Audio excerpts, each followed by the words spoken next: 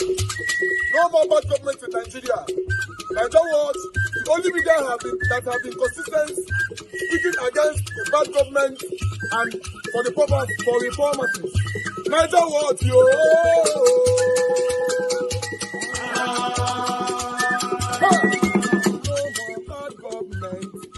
No more bad government. Nigeria what? No more bad government. Nigeria what? No more bad government. The only media that have been speaking. No more bad government. The voice of the voiceless. No more bad government. No more bad government.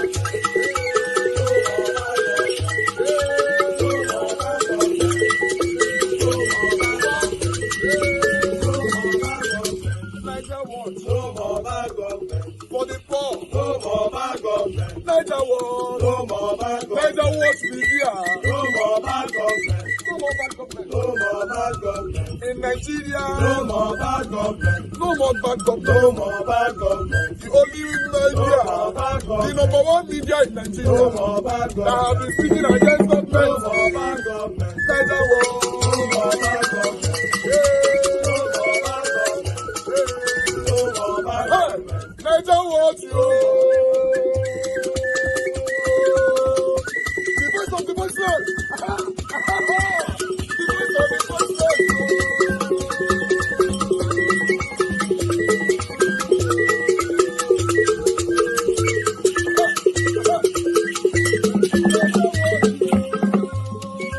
Voice for the voiceless. Voice for the voiceless. Nigeria what? Voice for the voiceless. Nigeria watch media. The only media that have been speaking against bad government. Being consistency since 1944. Voice for the voiceless. Voice for the voiceless. Umuwame. Voice for the voiceless. Umuwame. Voice for the voiceless. Voice for the voiceless. Voice for the voiceless. Voice for the voiceless. Voice for the voiceless. Voice for the voiceless. Nigeria watch you. We have been seeing all you guys have been doing, and we recommending to everyone in Nigeria, saying that you guys are the number one. Nigeria watch you.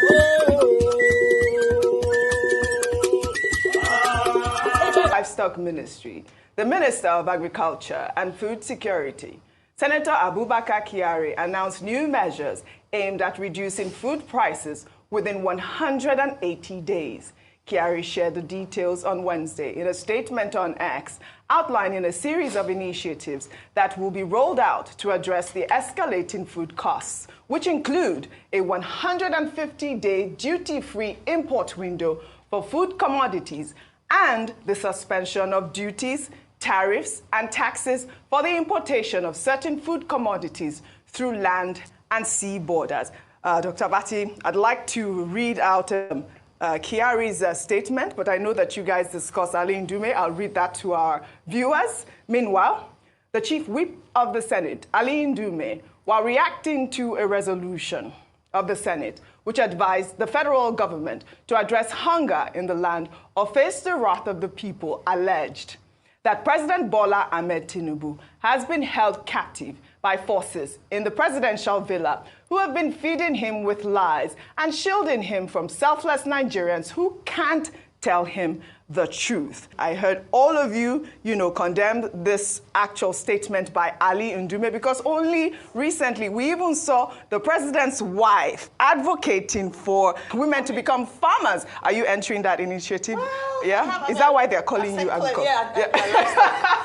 So, I mean, we've seen that. Livey. We've also heard, President Bola Ahmed Tinubu has, declared an emergency on food. But in the meantime, like I talked about Abubakar Kyari releasing that statement, if you recall last week, that statement was deleted. I believe it was Bayo Ononuga. He had deleted that same actual statement. If you can pull that statement up, if you see that tweet, it was a post by Kalu who actually did a screenshot of that tweet.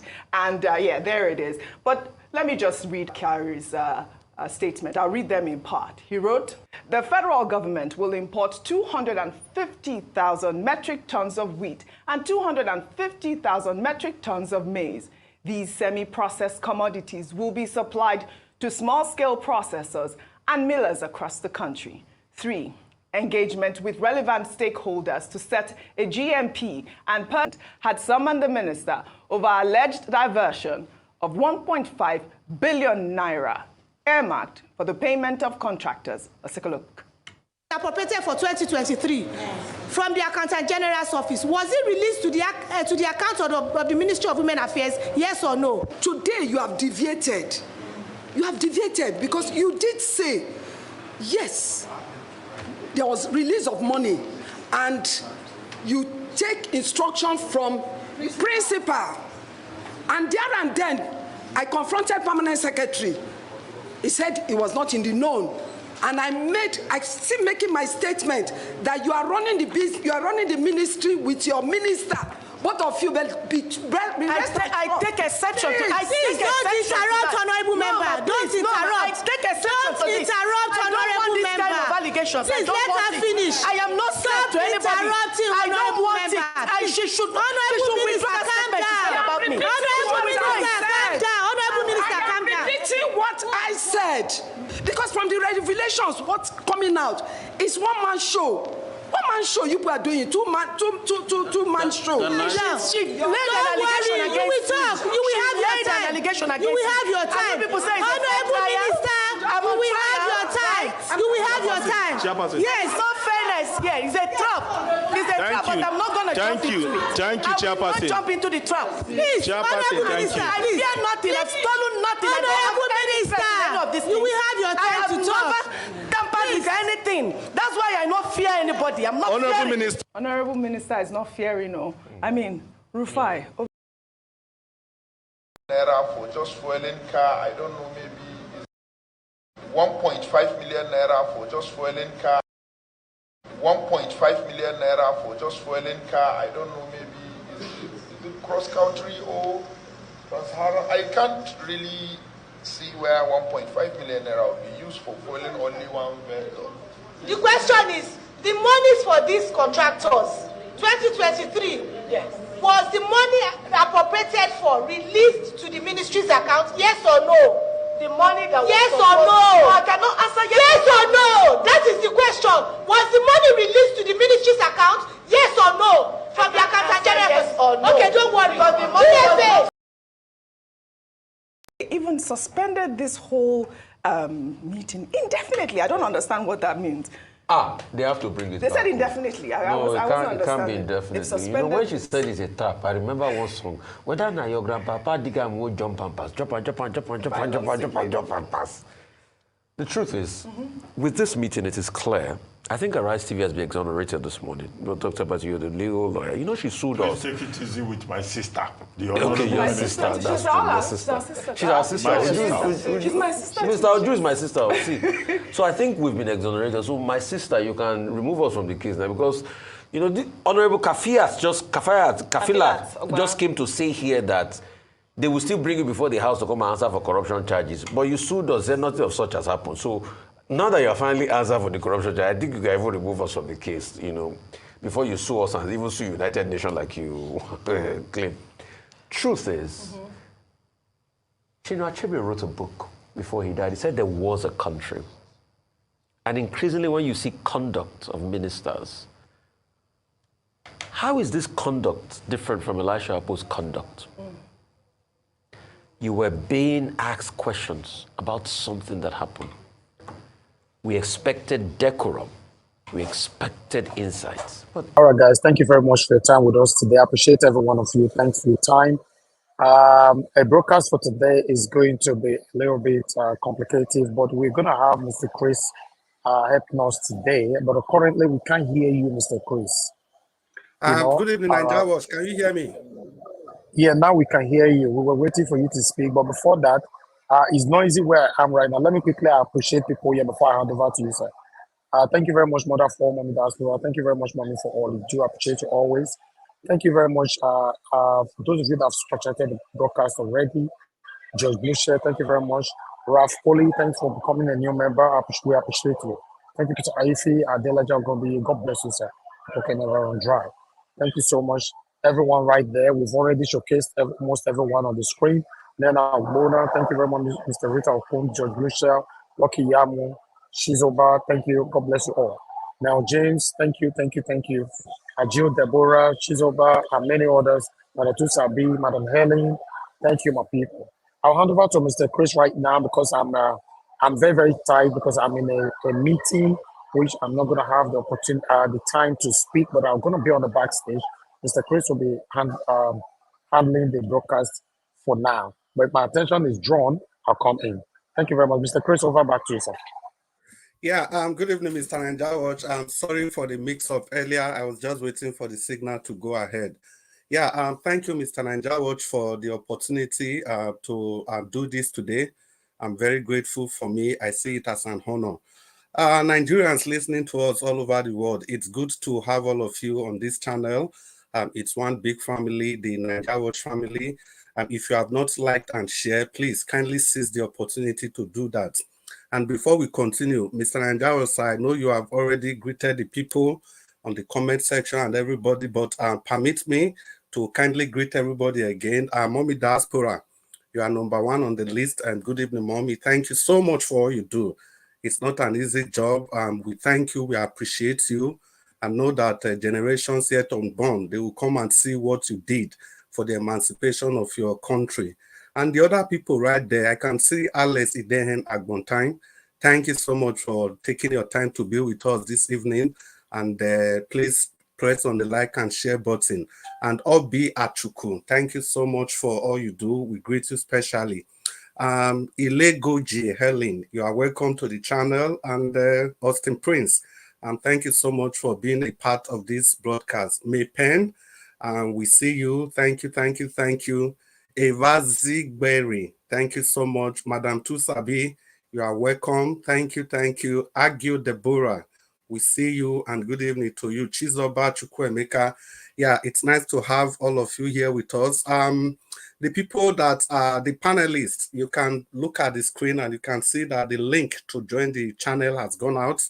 So please kindly use the link and join us. Let's talk about those things, like Nanjawatch will say, the things that are affecting you and I, the things that you believe could be changed, the things that you know could be done better, but the current crop of leaders or rulers that we have, they are not doing them better. Come, let's discuss. Let's push these people to do the right thing.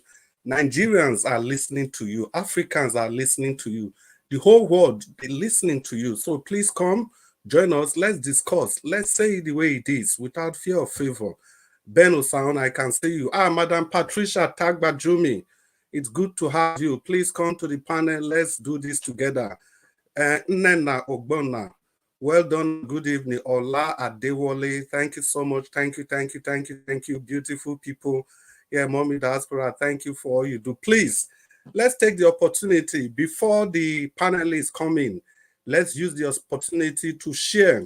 Let's use the like button for the new people that have not subscribed. Please use the opportunity to subscribe.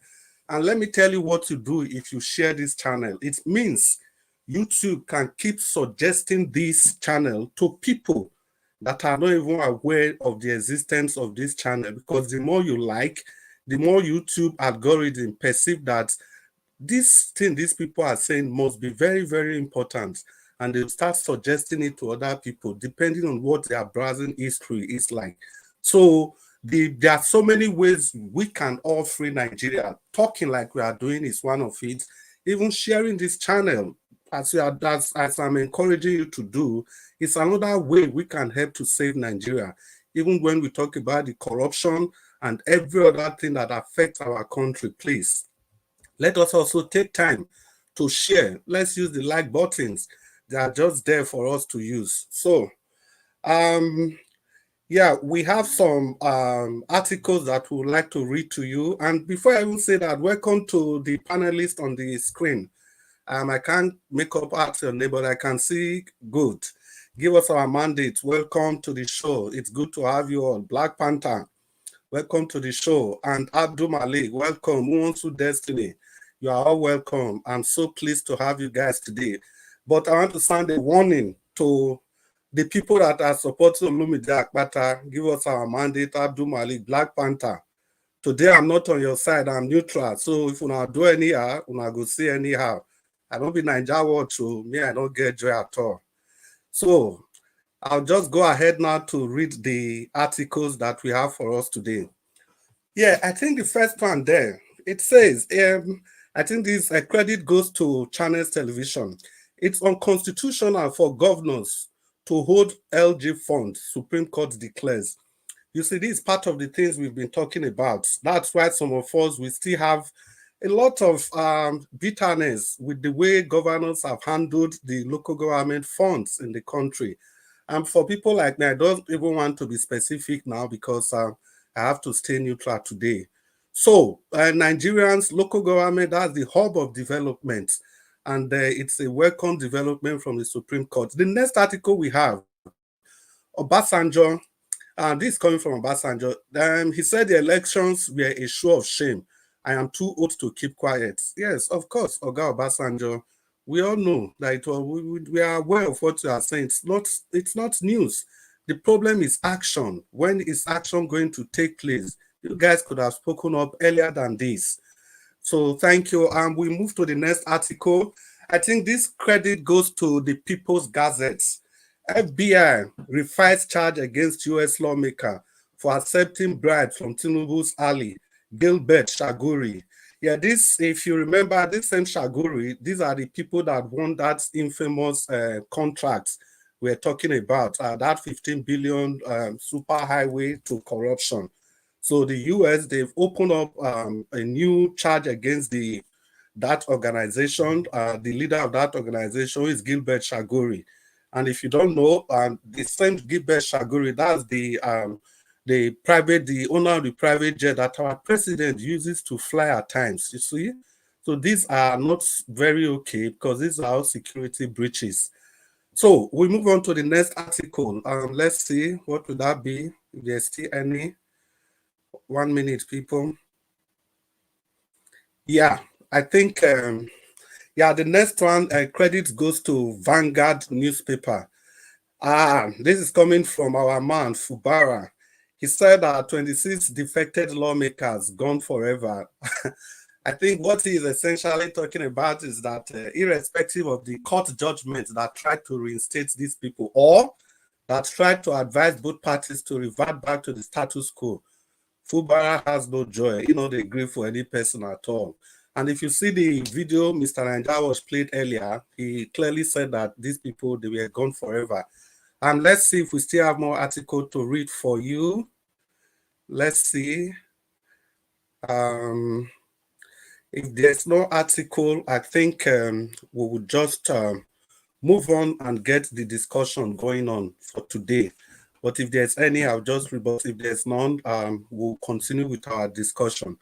Now, beautiful people, we all know the rules. As I look at my screen, I cannot see any new person here. So what we are going to do, we are going to go around in cycles of 8 minutes. And after that, we have 4 minutes. And after that, we'll be ending the show. And from the look of things today, because of some of the technical challenges we are facing today, we will not be taking telephone calls. Yeah, it's good. Mr. Njawa just displays that on the screen. We will not be taking telephone calls today. Please bear with us, especially our brothers that call through the telephone. We appreciate your contribution. This is not to take your contribution lightly. It's just we have some technical challenges today. I think tomorrow will always be another day. The discussion cannot be completed in a day. Yeah.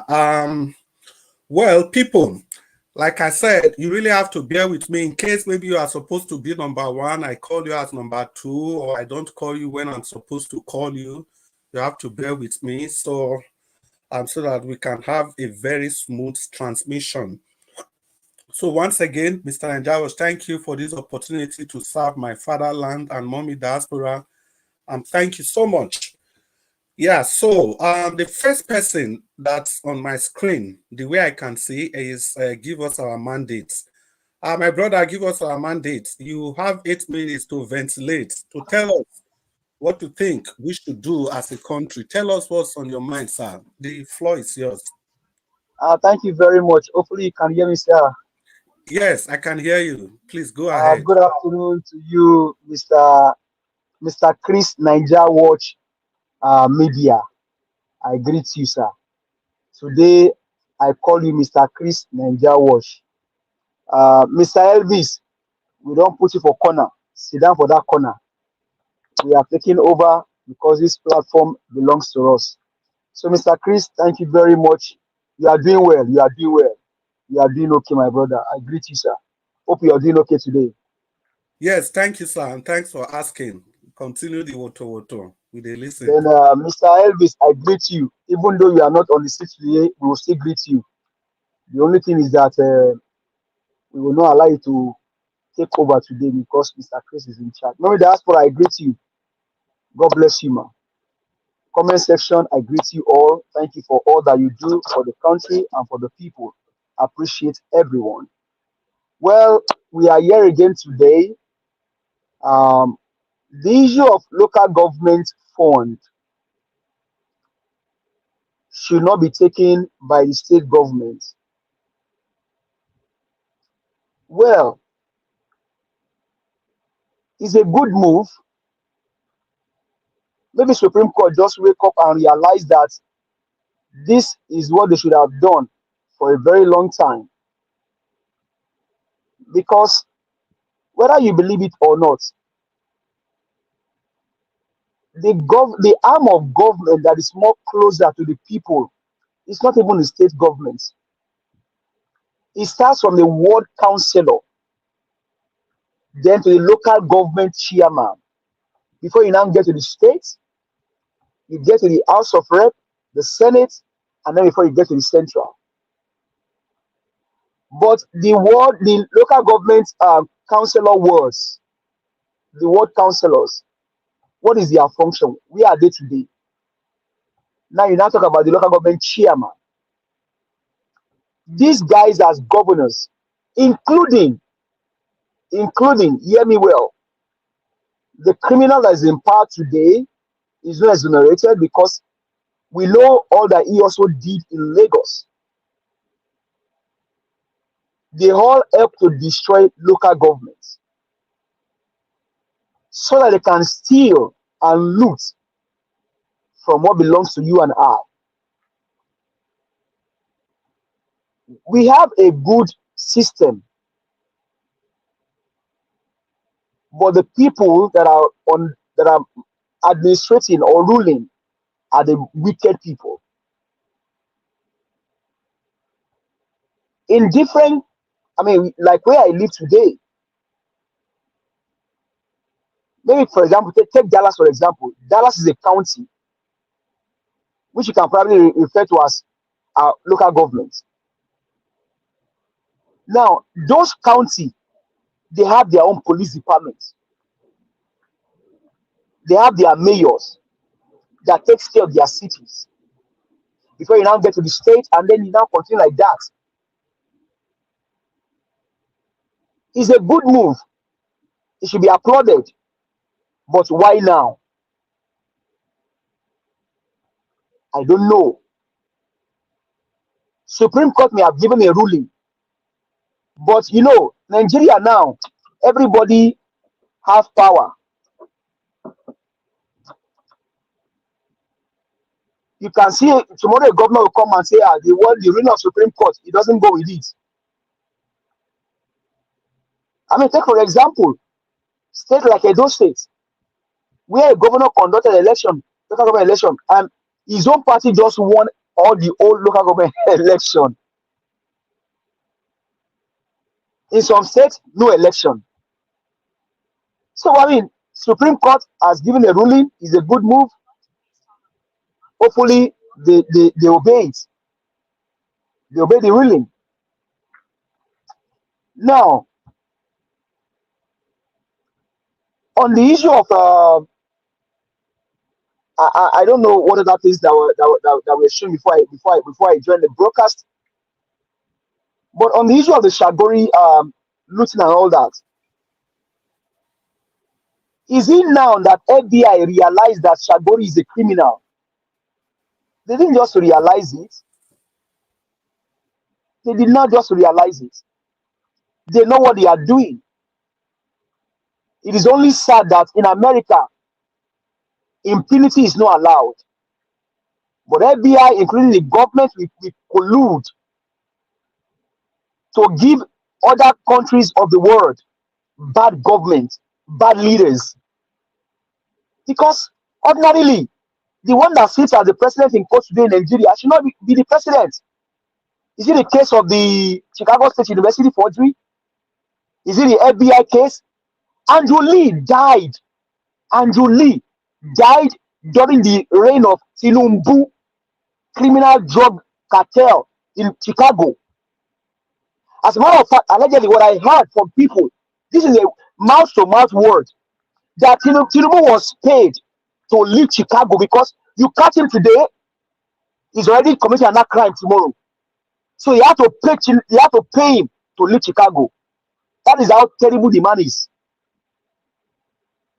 And you know, he had Shaguri and the rest. He knows Shaguri was a bad money bag for Abacha. Shaguri should be in prison. That is not maybe allegedly or Apollo. No, Shaguri should be in prison because he knows where all the loot of Abacha is. But the guy is working scot-free today, and that's why they have the air country to now bring the highway to fraud or the highway to corruption. But my brother, sir, let me not deceive Mr. Chris. Some money may have exchanged hand on that highway to fraud project. Some money may have exchanged hand. Where's David Iwai today? Some money may have exchanged hand on that project. They stop it well, but money would have exchanged hand. And that's why Nigerians, don't let anybody deceive you. We asked people calling yesterday and say, we say that your state is good, even when it's not good. They told you that Anambra is good, when we know the debt profile of Anambra, when we know the quagmire in the state right now. So Nigerians, whether you like it or not, Shaguri should have gone in for a very long time. But maybe you will go in now, I don't know. Then Obasanjo, Baba Obasanjo, Aremu. Give us our mandate. Sorry, 1 minute, round up. The election, what you say is not a breaking news. We are only waiting for your counterpart, Wole Soyinka, to come and tell us after 1 year if Amoda, the criminal drug baron, has done well or has done bad. Because Soyinka said he will not speak until after 1 year. Now going to Edo State. My people for Edo State, don't let them deceive you. Some people tell you that some governors should go and borrow money to pay salary, like Obasaki is doing in Edo State. Don't allow them, no grief for them, no grief for them. Those are not economics. So I know that they went to school and study economics. That is against the law of economics. And that's why we say that Barrister Olumide Akpata is the man for the job. He can stand there on my shoulder. He has the power to do it. He has done what he will do. Yes, sir. Yes, sir. Your time is up. Your time is up. Okay. Okay. Thank you very much, sir. Olumide earlier, yes. Okay, I mean, but no. Give us our mandate. Okay. No rigging. Your 4 minutes. You use it properly next time. Okay. No rigging. Now, give us our money. Thank you for your wonderful submission. Yes, you see, the part I really loved when you talk about OBJ crying out, because we remember that in those days it was even actually Tinubu that was fighting for local government autonomy. And when he tried to create different local government from Lagos, increasing it to, I think, 50, it was OBJ that seized local government funds that was supposed to be due to Tinubu. He never released those funds, not until Tinubu left power. So the problem is that these people, once they are in power, they immediately forget to do what they are supposed to do. It is when they are outside of power that they know every right thing to do. So for me, I don't think I'm carried away with whatever OBJ is saying. It's even coming too late. Once again, thank you. Give us our mandate. And my people, please continue to use the like and share button. That's the least you can do to better your country. Thank you so much. Black Panther, if you are there with us, and the floor is yours, and you have 8 minutes. Thank you. Can you hear me? Yes, we can hear you loud and clear. Okay, I want to. Seriously, I can't give you extra time. 8 minutes is 8 minutes. All right, start. You have already taken 2 seconds, so I want to thank you for standing in gap for Nigeria Watch and standing in gap for every one of us too, because we are all members of Nigeria Watch. I want to thank you. I want to thank Nigeria Watch. You know, you're doing a wonderful job, and God bless you. And I want to thank you for us too, making us come early and you know.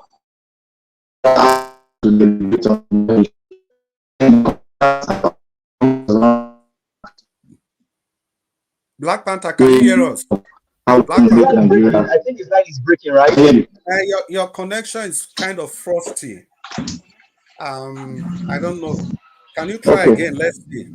Try again. Let's see. Can you hear me now? Yes, loud and clear. Okay. The network is going up and down. Don't, if you cannot hear me, just tell me, stop me. I want to thank everyone for what you've done. And I want to say right here, from the beginning, I want to ask that question. And I will continue to ask this question until we come to a level whereby all of us, we agree on one thing. And we all speak the same way, but different approach, but we are all going to one very particular direction. I want to say here on our constitution, you see, when I ask the question, when I ask everybody, is Nigeria a nation? People have not really positioned themselves very well on that question. And they know itself, few people have done that thing and they know the direction which we are going to. Because if you refuse to answer that question on your own part, when you come here to do your submission, people ask, what is this guy saying?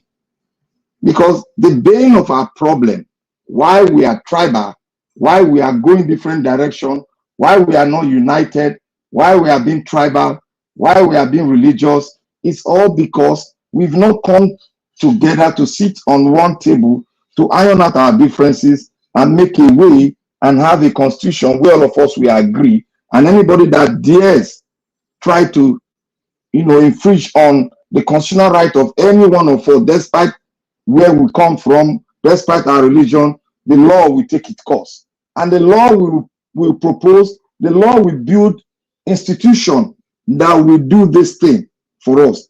Even as we go further, when we have a new constitution and we have a new direction, the level of corruption will go drastically down, because the politicians, the old politicians, will not be able to fit into it, because their bane of getting life is just that corrupt constitution they've given us by Abdul Salami. That is where they derive their power. That is where they derive corruption from. Everything, like I always said, corruption has been institutionalized. You can see a governor slap a religious person, religious leader, slap the religious leader, and told a constituted body, a security man, to slap, and that security man went ahead to slap instead of refusing that order. That is the constitutional breakdown. That is a lawless country. And that is why you see today the 774 local government. The governor, I can give an example, the governor of Ogun State had to take their constitutional provision from them and said is the king of Ogun State. And look at what he's doing with all those money in his disposal. Yet Ogun State cannot even boast of good roads, cannot even boast of facility, cannot even boast of good water, cannot even boast of light, nothing, no economic there, because the constitution that we have is meant for the corrupt politicians. It's meant for certain group like the Arewa group. That is where they have been in charge of this institution for more than 60 years. Since before we even got independent, they have been doing it all along. And that is what they've been doing.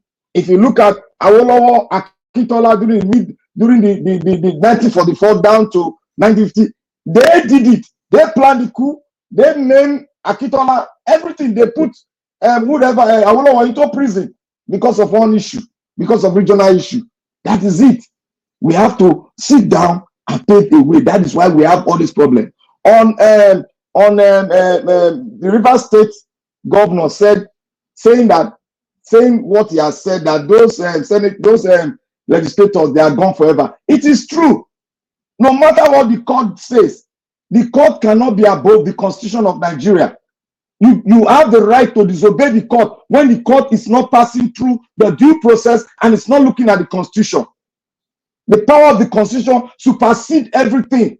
And the Supreme Court is there to interpret the Constitution. But what do? The Supreme Court is there to install government, which is not supposed to be so. Why is the Supreme Court position? The Supreme Court is to interpret a constitutional issue. That is what it is.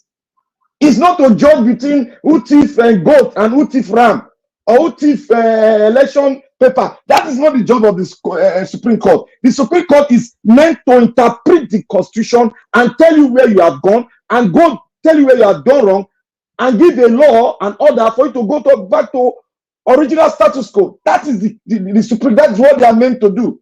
But what we are, constitutional breakdown, they can interpret anything. I am on the side of the River State governor. They should never be allowed to get there, because immediately you said you are no longer, and you have sworn affidavit towards that effect, there is no way, there is no law that can bring you back. There is no high court that can bring you back, because the Constitution is quite clear, white and black. You don't need anybody to, you don't need any lawyer to interpret it for you. It is self-interpret itself. I want to go to the Obasanjo saga. What is saying? Nobody should listen to Obasanjo. Nobody should listen to him. His days are gone. He has no effect on Nigeria anymore.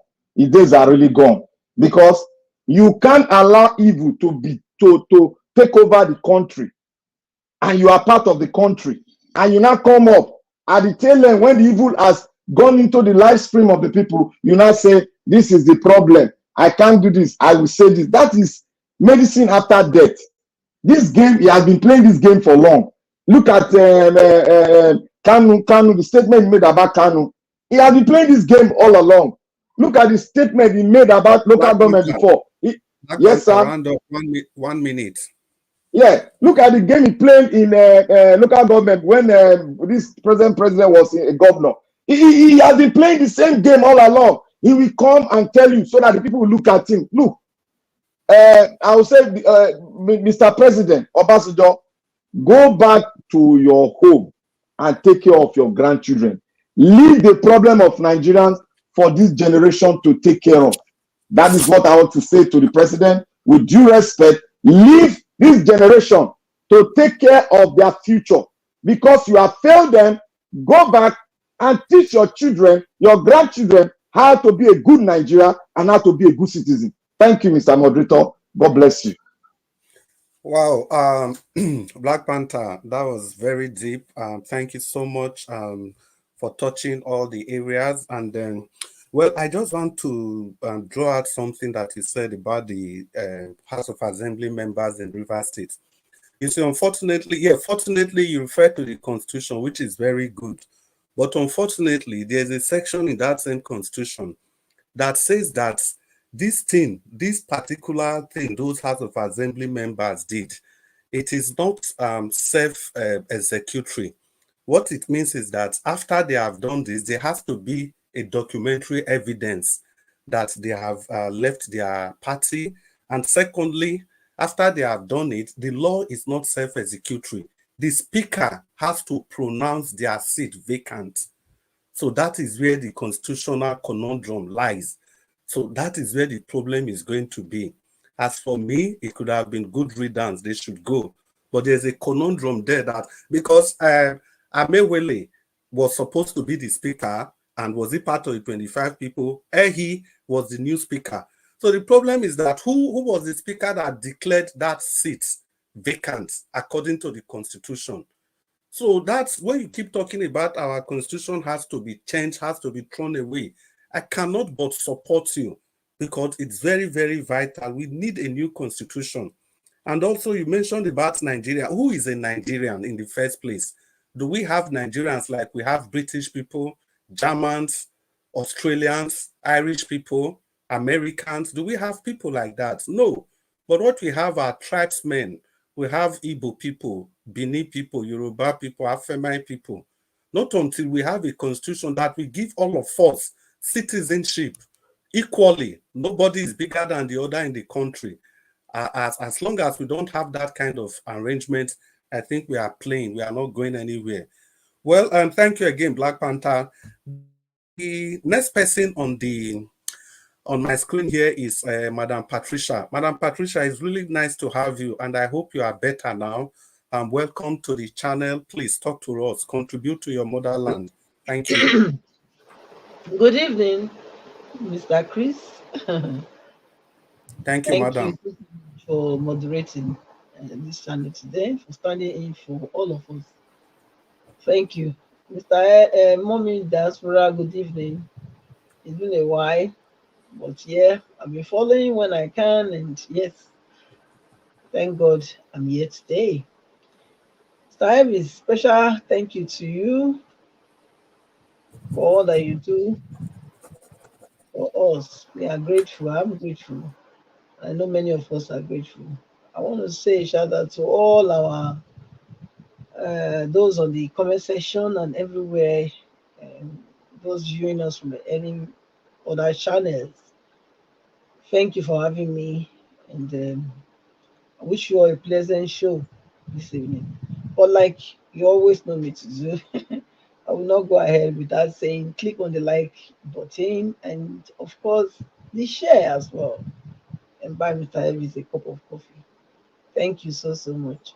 I came in because of this positive direction that I think we are going at the moment, which is the local government and autonomy. You know, because they it has to be so. I don't see any reason why the local government, the wards which are closer to the grassroots, you know, to the citizens, I don't see any reason why they should be so far away, because they should be so handicapped that they can't do what is needed for their people. The wards, the local government, they are the ones that are closer to the people. They know where the people need, not the government, not the government, not the state house. They don't have any clue, you know. So this is a good development. If you look at it, it's a good one, because I can see that at least now we can hold them accountable. Yes, we can hold them accountable. You can imagine all this nonsense, that all this rubbish they've been doing all this time. If not because they are so far away from the people, don't you think that something would have happened? Of course, something would have happened long time ago. But because we were so far away and it was all deliberate, because they know that the further the fairer the governance is from the people, the lesser the people will have anything to, you know, to revolt against them. Because where do you, I mean, even just think about it, just to go from Edo to Abuja, you know the implication, you know, implication of the cost for you to go there. Yes. So who wants to do that? Nobody. So they rather continue to suffer.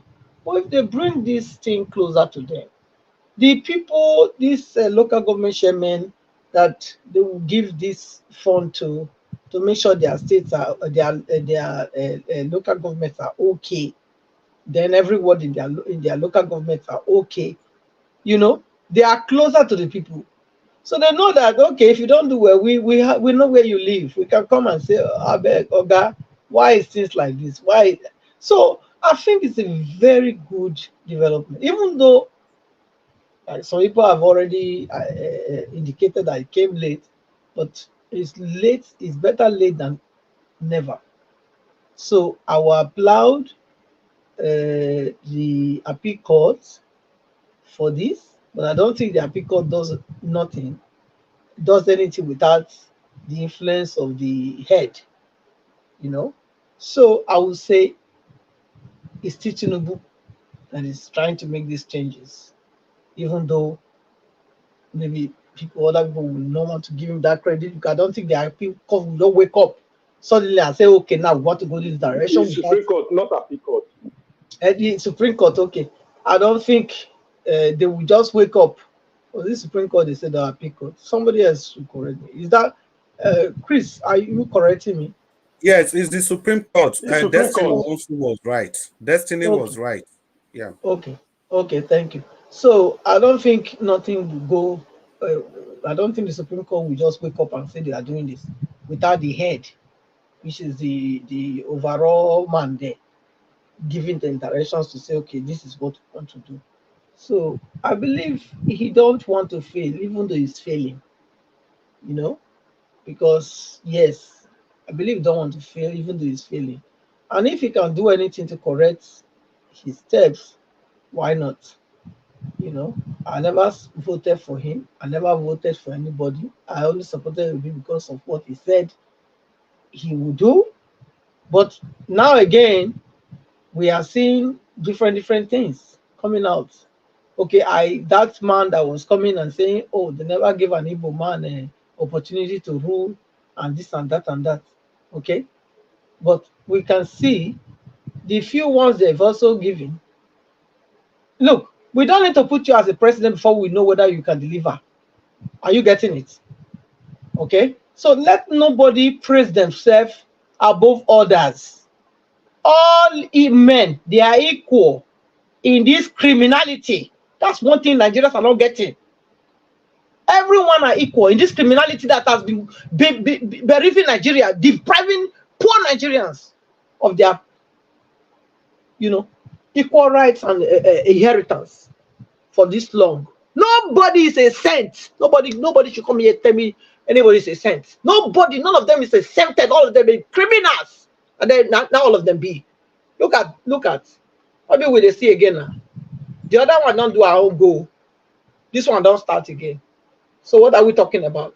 Somebody is coming to preach. If you put an Igbo man there, he will be able to defend. Defend who? Is Uzo Dima? Is he from Urobo? Talking, and then he talked about 1 minute, madam. 1 minute. Yeah, he talked about how Fulani has captured the Urobo land. That's a lie from the pit of hell. It's a lie from the pit of hell. Because I know, because I'm involved in this fight. So you can't come and be telling me what you don't know. You can't come and be, spreading those kind of rumors, talking about they have captured the Delta State. That's not true. You can say, yeah, they captured the Igbo side of the Delta State. Yes, but not the Urobo side. Even the Igbo side that you are talking about, they've also captured it. What are we talking about? So please, I know, I just try to keep myself from this, because there are many people that are not saying what is really happening. They just come here to sell their markets. They are bad markets for other Nigerians to believe. I'll leave it there. Thank you. Bye. Thank you so much, Madam Patricia. Madam, don't vex. It's okay. It's okay. We all should be angry with what is going on in our country. And thank you for the way you presented your presentation. It was quite apt. And I like the statement you made from the beginning. It's very profound when you said that these people, they understand that the further they take the government away from the people, the better it is for them to control the people. You can imagine people are thinking about protesting against the government. They are not even thinking of protesting against bad government. What they are concerned about is the cost of living. So what it means is that these people, if you give them bag of rice, turkey, chicken, noodles, and stuff like that, they will forget about every other thing. So this is exactly the plot of the government that you call your government.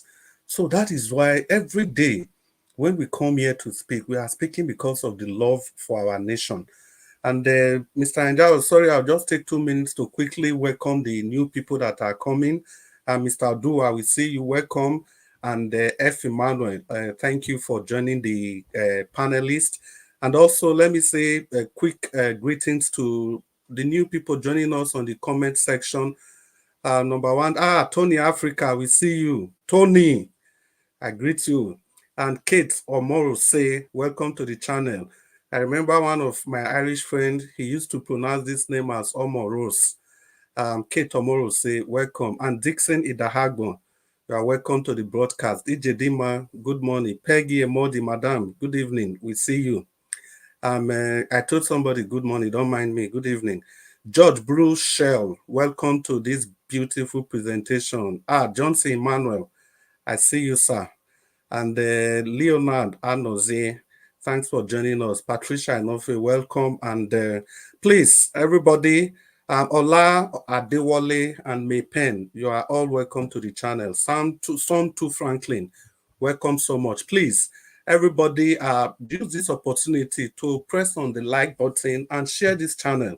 Share to everybody on your contact list, your family members. People are dying to listen to channels like this. Personally, for me, since I saw this channel long ago, I refused listening to the main news stations any longer. Share this. People want to hear the good news.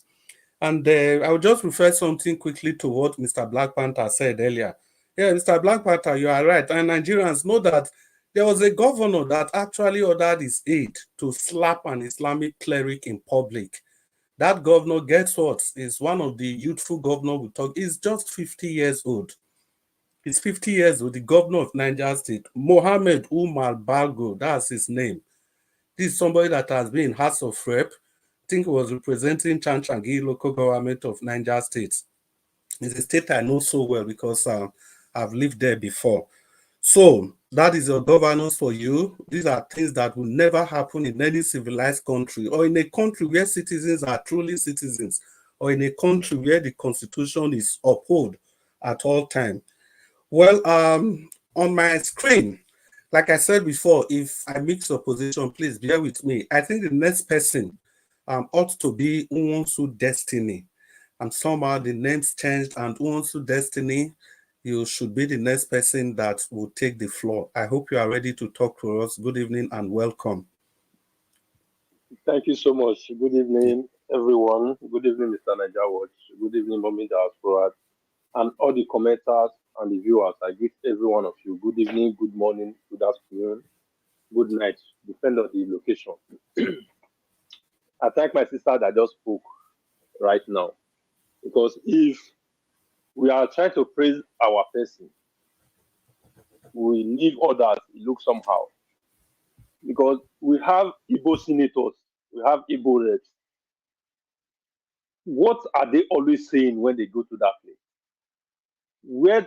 Because if I always see their contribution, talking to the federal government, about every time they came there, they always put their foot down, discussing, shouting about what is happening there. Then you come and tell me that if an Igbo man is there, we do that. If somebody like Odus Okalo that was contesting, that have never shouted in the House of Assembly that what Buhari then was doing is wrong, rather he was supporting Buhari. If he gets there, what is he going to do different? He's not going to do different things.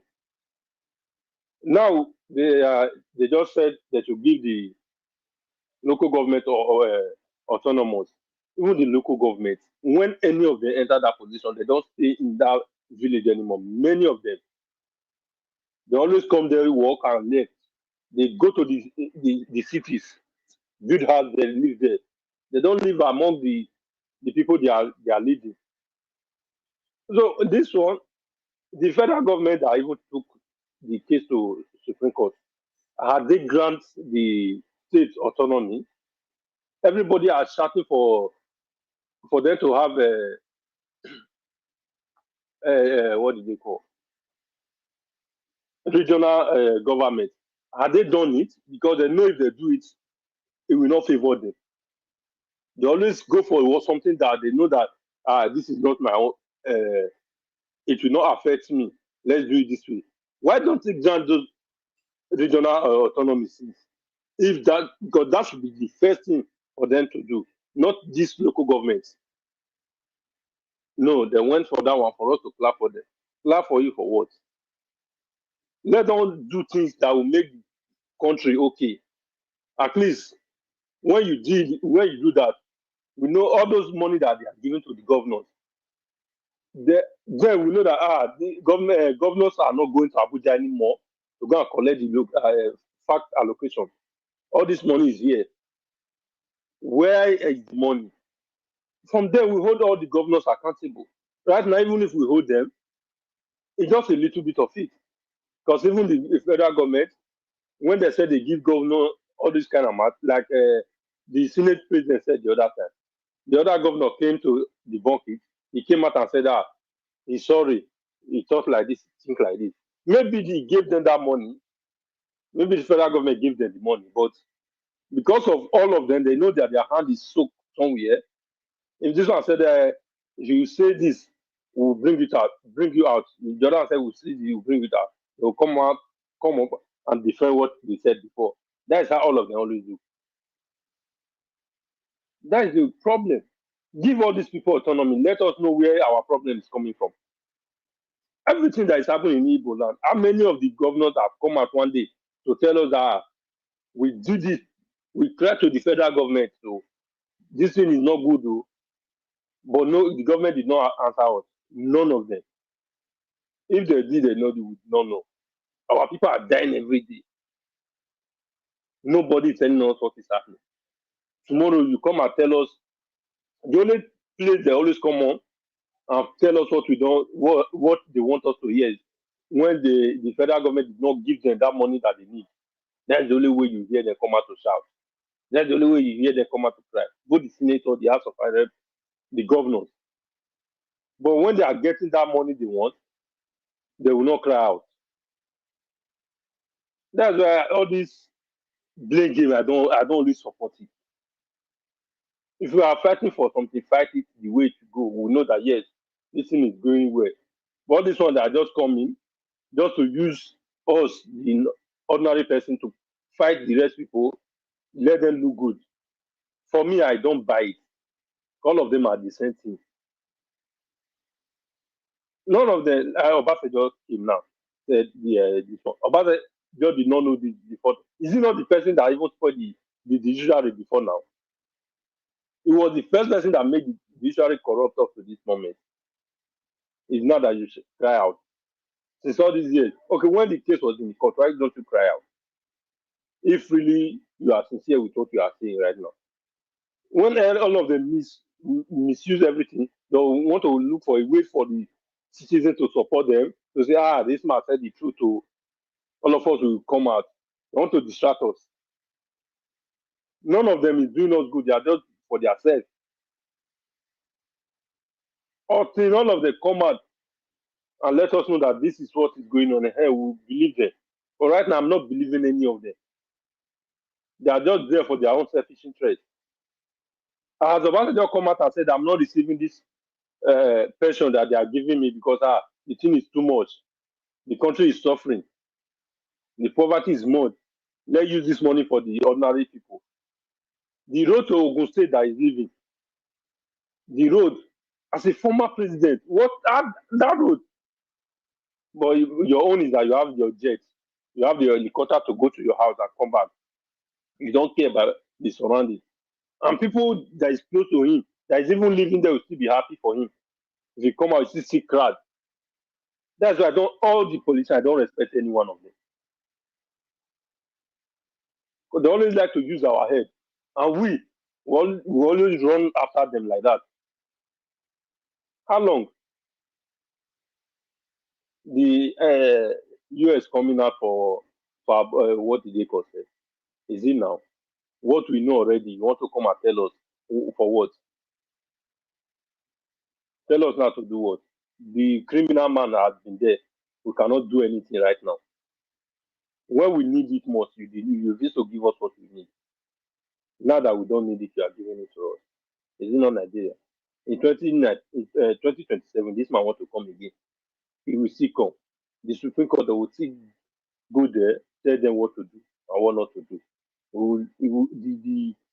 The constitution that is not okay, they will twist it the way we don't understand. After some judges, some lawyers will come and tell us that we don't understand the law. We don't understand everything. This is how it go from number 4 to become number 1. That they minus this, they took for the other side, they cancel this side. My brother, you get 1 minute. Thank you. They cancel this side, cancel this side. That's why they now brought number 4 to become number 1.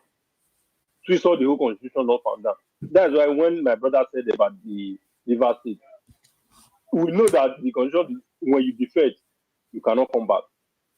Hence, you defect already. The next person that is there will take over, will become the Speaker of the House, declare the seat vacant. But the law will still come back and tell us what we don't know. They'll change everything on our faces. Change all the whole law to treat them. But when it comes to poor man, before you know, the poor man will be in jail. I don't even understand. Really, these people, they know they don't have seat, but they are still fighting. Want to tell us what they know. Now, the Wiki now, his wife is now Supreme Court judge. Appeal Court judge. What are we saying? How can that one give us a good judgment? It's not possible. Let us not deceive ourselves. When his wife was not there, he's controlling most of the judges. Not to talk of now, his wife has taken over. Thank you, sir. Thank you, sir. Yeah, thank you, my brother, and also Destiny. You see, if Nigeria Watch, they tell us, yes, what will they discuss here? We feel quarrel here, but maybe we allow those quarrel end for here. We don't need to get any person for mind.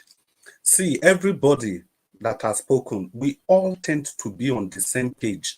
With the news that Nigeria Watch carefully selected and played to us, we've all agreed on almost everything here. So that's why it's very important that when we argue here, we must remember that it's not about our personal choices or anything. It's just about the country that we want to emancipate from the shackles of bad governance. So thank you all so much. At least we all share the same thing in common, and that we want to free our nation. You understand? So that is just that for all of us. It's something we all need to learn from. And Mr. Destiny you said something very, very crucial, and that is they don't live amongst the people they are governing. That word is deep. It's not just about them living with us. It is about them going to the same school. Their children going to the same school like our children. They are using the same hospital like we use. They get things from the same market and everything where we get things from. They use the same road that we use. They use the same electricity that we use. They don't have to use borehole. They don't have to use generator. So if they live among us, like you have clearly said, I think these people, they will be in a race to make sure that they fix all this infrastructure and facilities, because there's no way they will keep quiet to allow their family to suffer this same thing that the common man on the street is suffering. So once again, thank you, Mr. Destiny, for that. That was quite deep. So, and again, you said something very, very important, that this judgment we are celebrating today, what has the federal government done about state control, state resource control, regional government? Why are they concerned about the local government? They should start. Charity ought to begin from home. They should attack themselves first before coming to the governors. Well, thank you once again. Then the next person, and yeah, F. Emmanuel, I think you are the next person. Abdul Malik, please bear with me, please. And Mr. Endawaj, please, Black Panther, okay, he's back. So F. Emmanuel, please, can you talk to us? You are welcome to the show. Yeah, good afternoon, Mr. Chris Dublin. It's my pleasure to speak with you today, and also want to congratulate you for anchoring the panel today. Since you taken over the baton for today, everything has been so wonderfully addressed. Presentation 100%, communication 100%, your relation to responses and comments 100%. So I think at this point in time, Mr. Elvis should begin to prepare for his vacation. At least, even if it take 1-2 months, he deserves it. So he has people that can anchor and take care of the platform without no glitches. Thank you so much for the job well done. For my fellow panelists, I also greet you, Mr. Give Us Our Mandate. I salute you. Nwosu Destiny, I salute you, Patricia, Madam Patricia Tagbojumi. I greet you, ma. Abdul Malik, I hail you. Odua, I hail you, sir. Black Panther, I hail you as well. And for those who are connected across the globe, I also greet you. Today is a special day for us, looking at what has been presented to us today. The truth is, we've been saying this before now, that Nigeria is a lawless country. We are so lawless to the point that even when we see white, we stick our neck and call it black. And with my little knowledge of scripture, it says, ye, that's you and I, shall know the truth, and it's only the truth that can make us free. But as long as we know the truth and we hate the truth, we refuse to abide by the truth, we can never be free. That is why we find ourselves in this quagmire. Why? Because we know the truth and we refuse to live by it, to act by it. That is why we are here where we are today.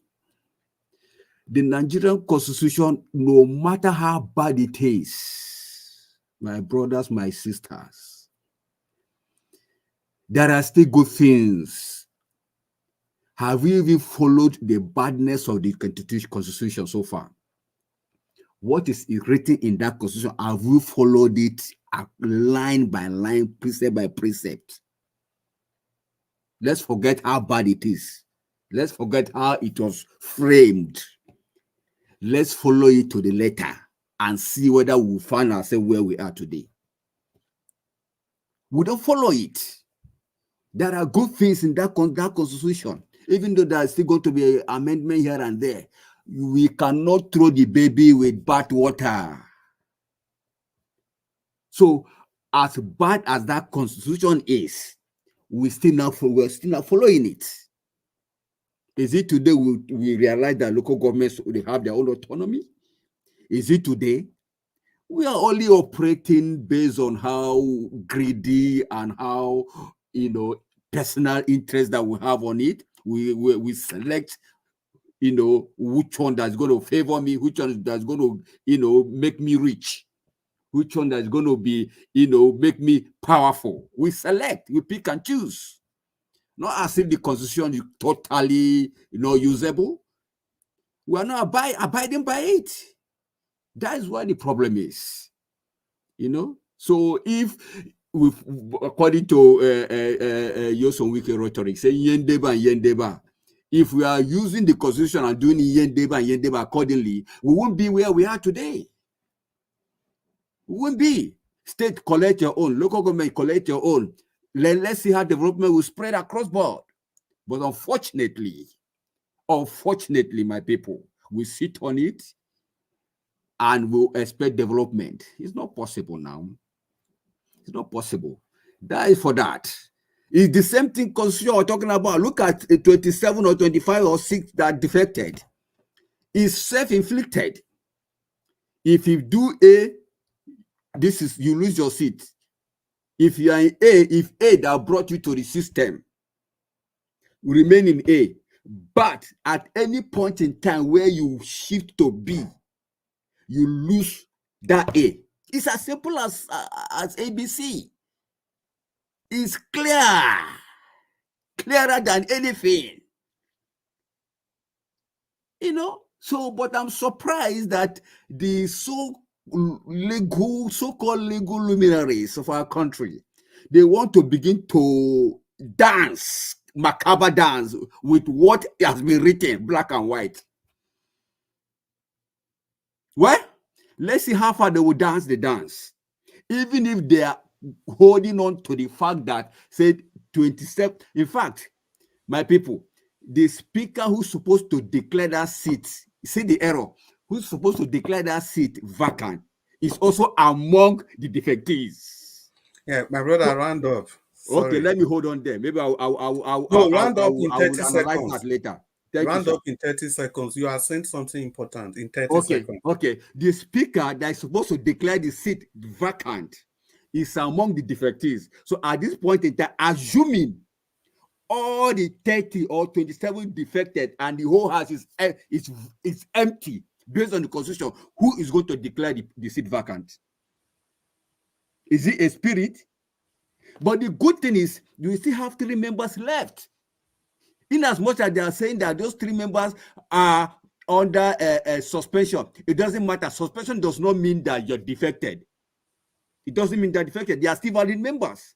So they have to hold up to the occasion and do what the speaker would have done. So it's just the way it's supposed to be.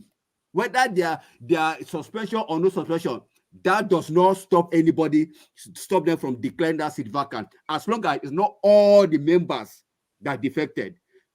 That is my point. Thank you. Yeah, thank you so much, F. Emmanuel. I think you are spot on. I think that was the point I was trying to make earlier before, because Constitution clearly says that after you can provide evidence that these people have defected, then the speaker had to declare their seat vacant. But Amewele, or whatever his name is, was part of these people. So it is actually a conundrum. I can't remember if one of the 3 of the people remaining, maybe if they were smart enough or they remember to have declared that seat vacant. If they had done that, there shouldn't even be a basis for discussion at all. Yeah, it's a good thing you raised. They did that. Yeah. Oh, if they did, then it's very good. And another point you raised was that as bad as our constitution is, if we still follow it the way it is, as crooked as it is, I'm very sure we can get something very good from the constitution. And it will interest you guys to know that Nigeria is not a bad place, even Nigerians, but they just refuse to do the proper thing. Take, for example, do you know that it is judges from Nigeria that were Supreme Court judges in other African countries?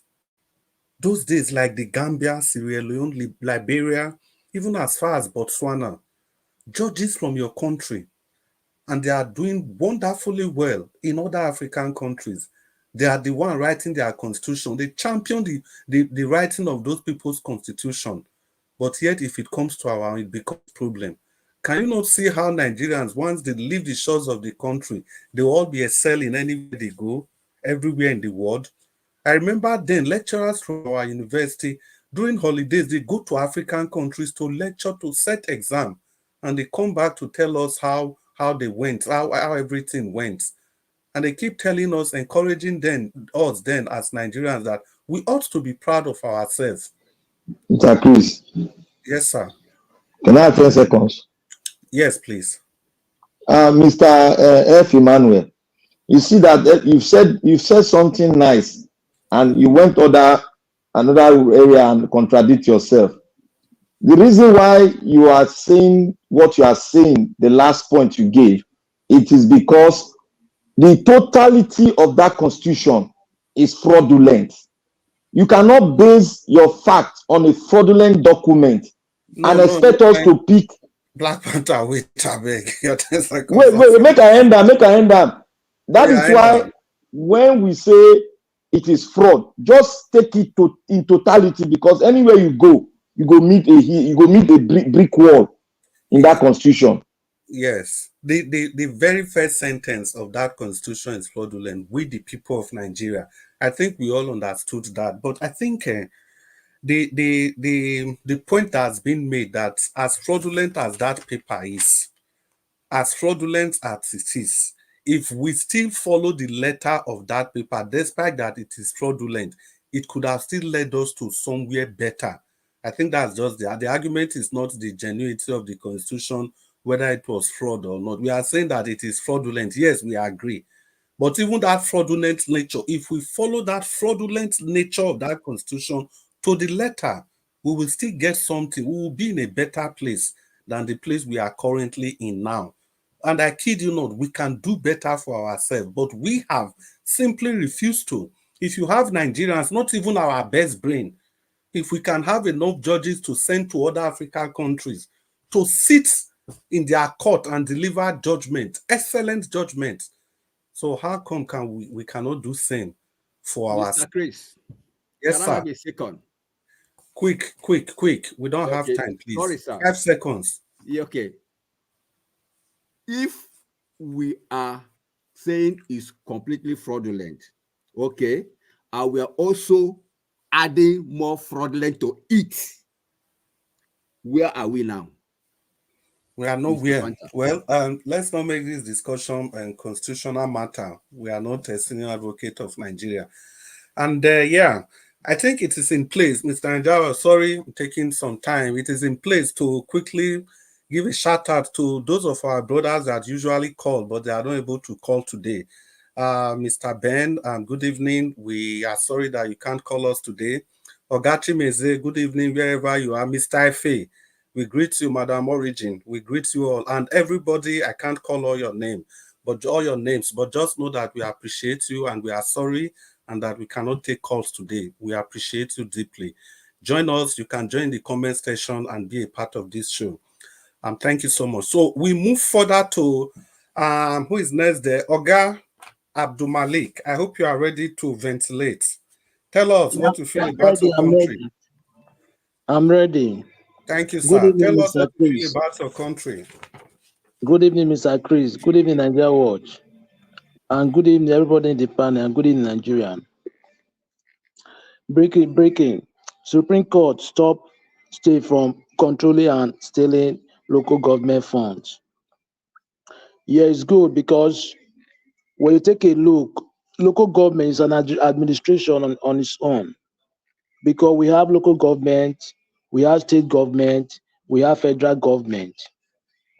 I see no reason why state government they will be appointing local government position. It is not right because when you appoint somebody that you can control for the local government, that probably the local government they cannot deliver to the people. Yeah, they cannot deliver exactly what the people want to the people. But when the local government is elected, when the wish of the people bring them to the power, they can do the best, they can deliver to the people. That is the reason why it's good to elect them, not to appoint. Yeah, because it's a district on its own. No matter what is happening in the local government, the people first they will table it in the local government, from the local government to the state. If the state cannot handle it, that is where we go to the federal. But Nigeria is a country that anything can happen. Yeah, that is where we find ourselves. Yeah, I see no reason why they are appointing local government office instead of to be voting, but they are appointing it. But it was not like that before early 2000. I don't know when it was changed. Understand? Yeah, it's a very good move for them. You see this Obasanjo statement. The 2023 general election were a show of shame to Nigeria. I'm too old to keep quiet. Yeah, it's good, but why he did not talk when this thing was happened last year?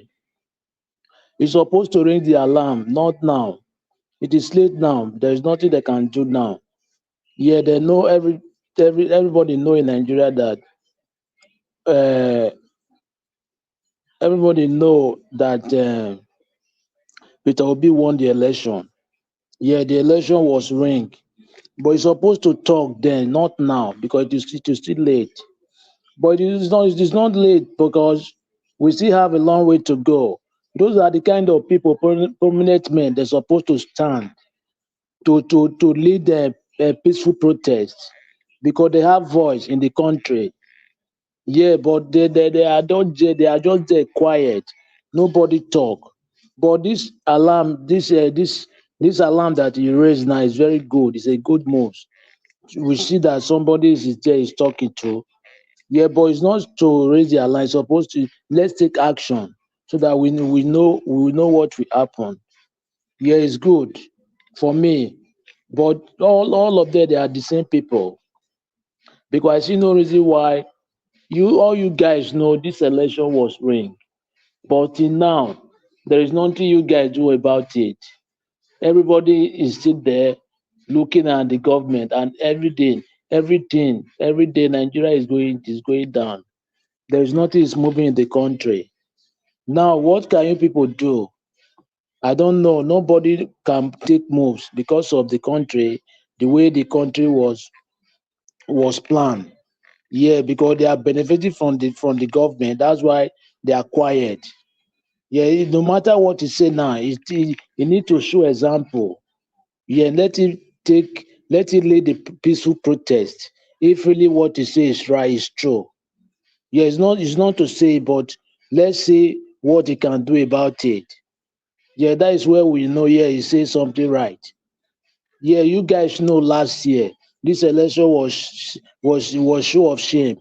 But why did you not talk last year? Is it now? Are you going to raise the alarm?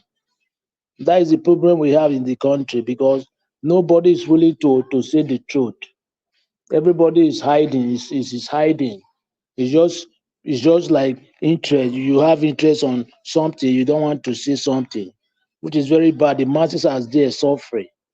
Yes, it's not good something. Let's see something that let us do something that it will be favoring everybody, not only one side of the country. Look at it now, the Kanuna is still there in the custody, and it is supposed to be released. And the court said it did not have anything offense. It's supposed to be free. But why are they still only there? You see, the country, the law, there is some part of the country justice. Why there is some part of the country justice? And you don't supposed to be that way. That is the problem we had in the country today. How can we do this so that all the mess will be stopped? Yeah, we need to ask ourselves, what can we do so that all the mess will be stopped? Is to come to one voice, to talk one voice. Without that, without the unity, there is nothing will stop. It will continue like this. Yeah, that is what I say. You see, Nigeria is a place that anybody can do anything he like. It's not that Nigeria don't have law. They have law, but the judiciary, they don't interpret the law. They don't interpret the law. That is their problem. There is a law, but we know most of the law is sham. It's like fake. But there is still a law, but it's a words that are written in the paper. If they really want to interpret the law, just like what happened in 2023 election, when they say FC and FC, you must get that FC, and it means must. But you see what they do in the tribunal. They jump that way. It's supposed to be must. You must get that FC. You must win that FC, but they jump that way pass. They don't interpret the law. That is the problem. The judiciary, when we have good judiciary, everything will be okay somehow. Because when judiciary take 1 minute, sir.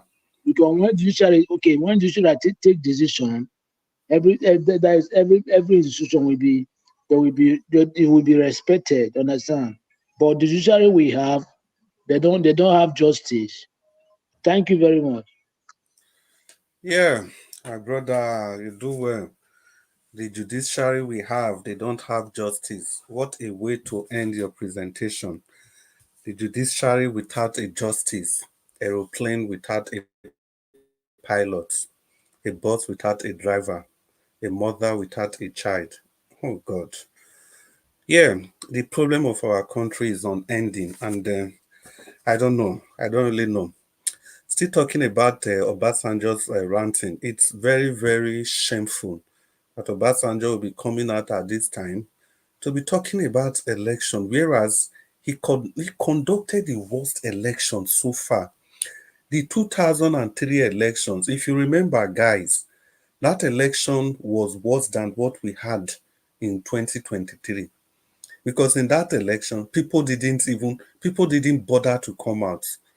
they just write and write and write results. In this election, we can see some people winning just by using the name of Labour Party. We saw a lot of people, like FCT was taken over by the Labour Party. At least Alex Otti won, and Labour would have won in many other states. But in the election Obasanjo conducted in 2003, it was shambles, complete shambles. It was that election that 4 sitting governors representing the AD state as at then, if I remember their name, in the Southwest, I think Nia Adebayo, you have Olusegun Oshoba, there's Adebayo Adefarati and Lam Adeshina. Yes, those 4 governors, they all lost their seats to the shenanigans of Obasanjo, although they had some dirty deals with him. But the most important thing is that he conducted one of the worst elections in the history of this country. So I don't think he has any bragging right. He doesn't have a local standing or any moral justification to talk about if election was well conducted or not. Even at that, why now? Why now, Olusegun Obasanjo? Well, thank you once again, our brother Abdul Malik. The next person there is Oga Baba Oduwa. Mr. Oduwa, you are welcome to the show. I hope you are ready to ventilate. You are ready to talk to us. Mr. Oduwa, are you there? Good evening, Mr. Baba Christ, Mr. Najawash, all the panelists, all the listeners, all the commenters, all the viewers. Good evening, Mr. Moderator and Mrs. Moderator. Depends on your time, morning, afternoon included, and depends on your location. Well, we don't have much to say than to give a hand of applause to Olusegun Obasanjo, which people call a respectable, prudent a leader. First in all is that Olusegun Obasanjo is the greatest criminal that ever exists in Nigeria. He is worse than Anini and Osumbo and his gang, their gang. Because Obasanjo stole from Anini, stole from Anini children, stole from Anini girlfriend, stole from Anini. He stole from, including me, including the mad person on the street, the person dying in the hospital. Obasanjo stole from all of us, and they call him a responsible person, a respected president. This, that. A person who stole out a farm, the money of poor VAT alleviation that are supposed to be for the entire Nigeria. A man who converts such thing to be himself. What highest criminality that is bigger than that? So, and such person is the one we call people we want to seek advice from. Well, anyway, it is where we find ourselves, in the city of blind. One-eyed man is the king, but in the city of one-eyed man, the blind man becomes the king. I do say, this is why you see when I talk, people say I'm insulting the entire Nigeria. A country where people said who could not talk English is not educated. And I could remember years ago, there was one adult school in my place in Edo. That we used to say, sing this song.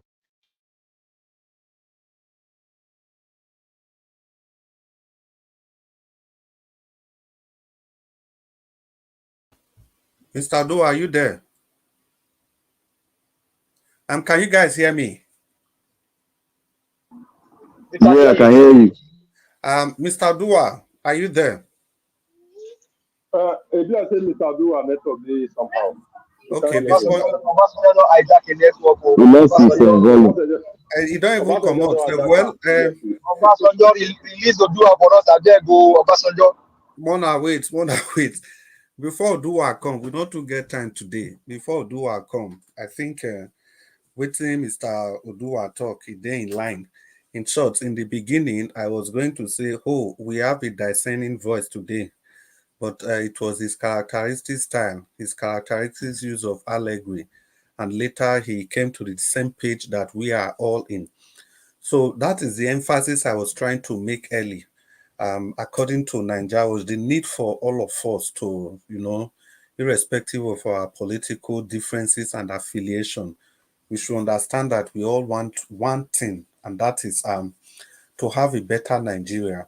You can say Mr. Nigeria introduced this topic today. I don't know how he got the wisdom, and we all have been on the same page on this topic. Everybody, although to a different degree, different extent.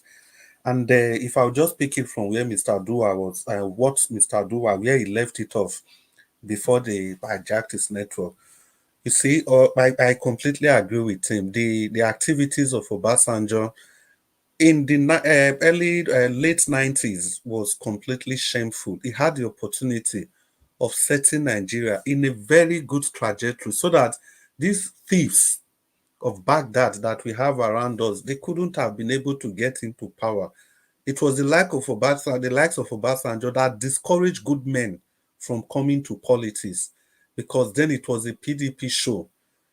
Dua was almost joining us. Okay, Mr. Dua is back. Mr. Dua, are you ready to talk to us? Yes. Thank you. They just turned off my internet, so that was why.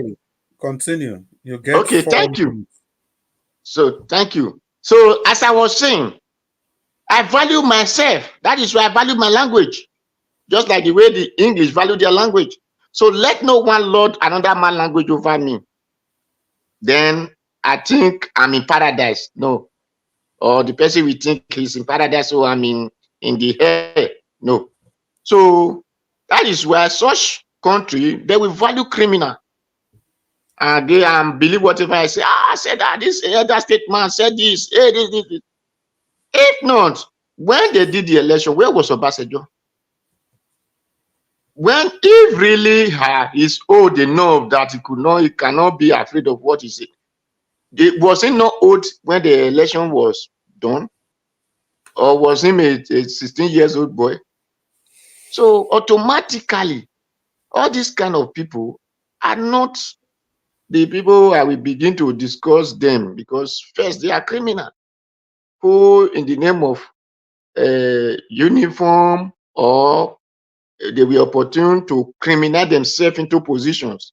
I'm not claimed to be a leader. Nigeria is a country where the right people or the right people supposed to be a leader are being locked in the back of the fence, while those who supposed to be watchmen or the gate man, as you call them, now become their leaders. Now let's talk about people are saying the constitution is fraudulent. Is that not the same constitution they used to read law in that country?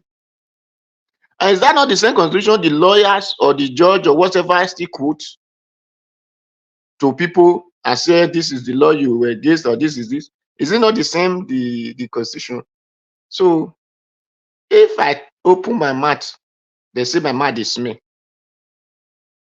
With all these things, like the other day, I said there is no law in Nigeria. What those people went to school and read is lost. So people were attacking me. How did I say? Now, the same people who read the law with the same fraudulent constitution, then you not claim to me that they are this, they are that. For people who are still bamboozled with the English mentality, can see such people and value them. For me, who know that this is not right thing to be happening in my land, I will not value such thing. And I will not value the people who clap along with those things. If the constitution said we Nigerian, and I went and read law, and I agreed to that the same constitution that which I was not part and parcel of, and my people were not part and parcel of, automatically I need to fight against such thing. That shows I know what I'm doing. That shows the thing that they call law is working in me. But if I'm clapping along with those things, I'm saying, yes, it doesn't matter. And these people who read these things are the one who said the law is for everybody, but the law exempts some people. and hold some people. He hold the one that stone goat or fowl, and leave the one that stone trillions and billions or millions. And the same people who read the law are still in the country watching these people. I believe that since 1999, where they will say amended, it has gone up to 20 years now, if I'm not mistaken, or more than 23 to 24 years. So, and these same people who are well-brained, learning this and that, could not fight for the constitution to be changed. And the same people agree for the constitution to say the North will have score 60, while the South will score 120. And the same people are practicing these things.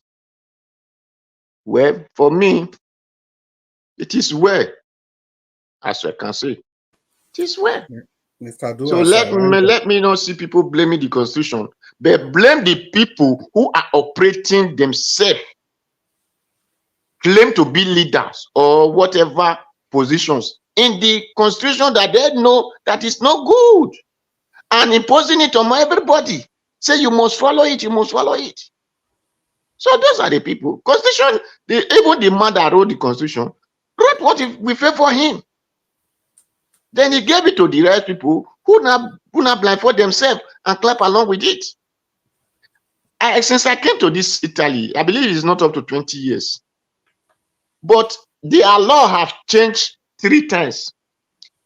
That the first man, when we left 1999 to this country, that was Berlusconi. Renzi, this man, I think it was Renzi that time. He came, he changed his laws. He changed that man's law. Renzi law was changed by another person. Then Salvini entered. Salvini have his own law. Now, another person entered and changed Salvini law. I believe they have changed their law up to 4 times now. But since 1999, we hear amended. It's not favoring the people, and it's still amended. And the same, we are clapping for the same people. And now those people that are operating this law, some are BHD holder, BSc, PhD, and whatever position you might want to see. They have it, and they are operating on this law. Mr. Dua, thank you, sir. Thank you, so, sir. So that is what I have to emphasize on people to know, that for me the constitution is very good. Since the people that are leading the country are following the constitution, is good. Thank you. Thank you very much, Mr. Dua. Yeah, for those of us that are new to this channel, our brother, Mr. Dua, Professor Odua, he has a way with words. He's a professor of a neologist, and that is people that can form new words out of nothing. That is his special skill. He said people will operate the country with lust instead of law. He has a way with words. So, Mr. Dua, thank you very much for your presentation. And yes, you can see we are all still on the same page, that there's something fundamentally wrong with the Constitution, number 1, and number 2, the way it is being operated. Still talking about Obasanjo, the Constitution of Nigeria dictates that if you are the president, at least the chairman of INEC should not come from the same region with you. That was why when Obasanjo was the president, the first chairman of INEC was Abel Gobadia from Edo State. And when Abel Gobadia, he died when he was still in service, he was replaced by Tayo Akpata, the uncle to the LP, Barrister Olumide Akpata. And 2007, they had to bring in this professor from, I think it's from Anambra State, forgotten his name now, it's not coming to my lips. And after that, when Jonathan came in, Jonathan had to appoint somebody from the north. That was the person of Jega. But it was when Buhari came in. Buhari, we have none of that. He removed the Fulani man, replaced him with another Fulani man, and that is what we have been having from that time till now. Whereas other presidents, they are wise, they are sensitive enough, not even wise, to know that it's not good that the chairman of INEC should come from the same region like they are. But well, They do that all over the world. And Mr. Dua, you guys had one very nasty president. I think his name was Berlusconi or something like that. You know, the man was always playing with your constitution. He will leave power, he come back, he will leave power, he will come back. And it was almost becoming a nuisance amongst other European countries, at least civilized and countries. You know, so this is what politicians do all over the world. Yeah, thank you all. We've come to the end of the first part of this presentation. We'll be going to the, I hope I've not left out any person. No, not at all. Please, can you give me 10 seconds? Yes, I will. But we all have to be fast. We'll be going to the second part of this presentation. So, Abdul Malik, 10 seconds, please, quickly. Okay, thank you very much. Yeah, clean for Ezebo. I understand you for your comment. I know that Obasanjo talked last year, but what did he do with the talk? What was the action? There is no action. It's not to talk, it's to take action. Thank you very much. Yeah, that was succinctly put. Thank you for sticking to that 10 seconds. And before we go to the second round, I think it is in order, Mr. Nanjarosh, if you oblige me, and to quickly give a shout out to our brothers that ought to be with us on the panel, maybe for one reason or another, they are not here. I think the first on the list is Mr. Jonathan. Mr. Jonathan, we greet you and we miss you wherever you are. We hope you are listening to us and you are doing your best to ensure that Nigeria is freed from these shackles of bad leadership. And Madam Luke, we miss you so much. We'd like to have you on the panel, on the comment section. The energy you bring is simply out of this world. Honorable Sam, wherever you are, I know you are listening to us. You are quite active on the WhatsApp group. Ogati Obala, come and speak for your candidate. Too. They wait for you. They campaign. Madam Rita, now 3 times I call you. Good evening. They wait for you. You know, say you get many fans where people like the angle, your energy, and everything. Please, wherever you guys are, I believe, I trust you guys are doing well and you are fighting for your nation. So, people, let's go to the second part. You not call CMO. Yeah, you forgot the I thought I say I go enter trouble for this one where I did. So, Oga here. Oga Dua, you do well. I go tell Omosola, you know, call Omosola too. Omosola. I no go fit call everybody. Hey God, Madam Rita, I beg for everybody where I no call. May you just prepare black soup. Make I go give them for house. Everybody that I didn't call, even there are many people that used to phone in. There's a particular lady I forgot her name. It's so sad. Her name is not just coming. I would have really loved to call her. Yeah, and then one of my friends. Love of God is. How did you know? Yeah, love of God is. Are you not an LP? Are you not? Love of God is my strength. You know, if she calls, the way she calls, like somebody that's crying in pain, passionate. You know, I just missed her telephone call today. Well, I think tomorrow we'll be in a better place to be able to attend to every view's opinions. Yeah, so in furtherance to this broadcast, like I said, if I have not called your name by error of omission or commission, and we've instructed Madam Rita to prepare black soup for all of you that we've missed out on calling your names. So we go to the second part of this broadcast, and Mr. Nanjarosh, thank you so much for keeping this on live, for keeping everybody how will I say that, connected, for keeping everybody active. And despite your very busy schedule, you still find a way to kind of make sure that we are on air today talking and doing what we know how to do best. You know, it's only God that can reward you. And like I keep saying, we are grateful that these videos, they are all uploaded in the cloud. So generations yet unborn, they can point to the work that a certain Nigeria Watch did in liberating his people from the shackles of evil governance.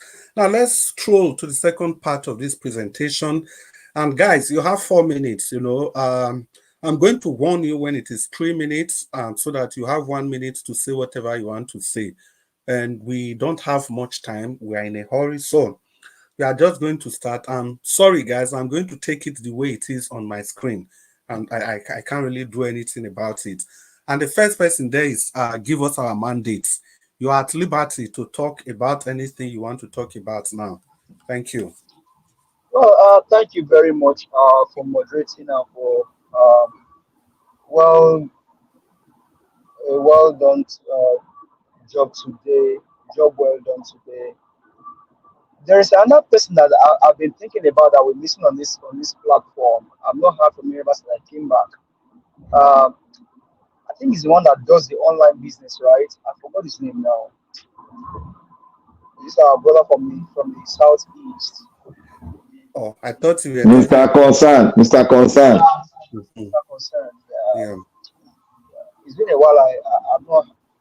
So, well, that being said, well, if you guys remember, Obasanjo,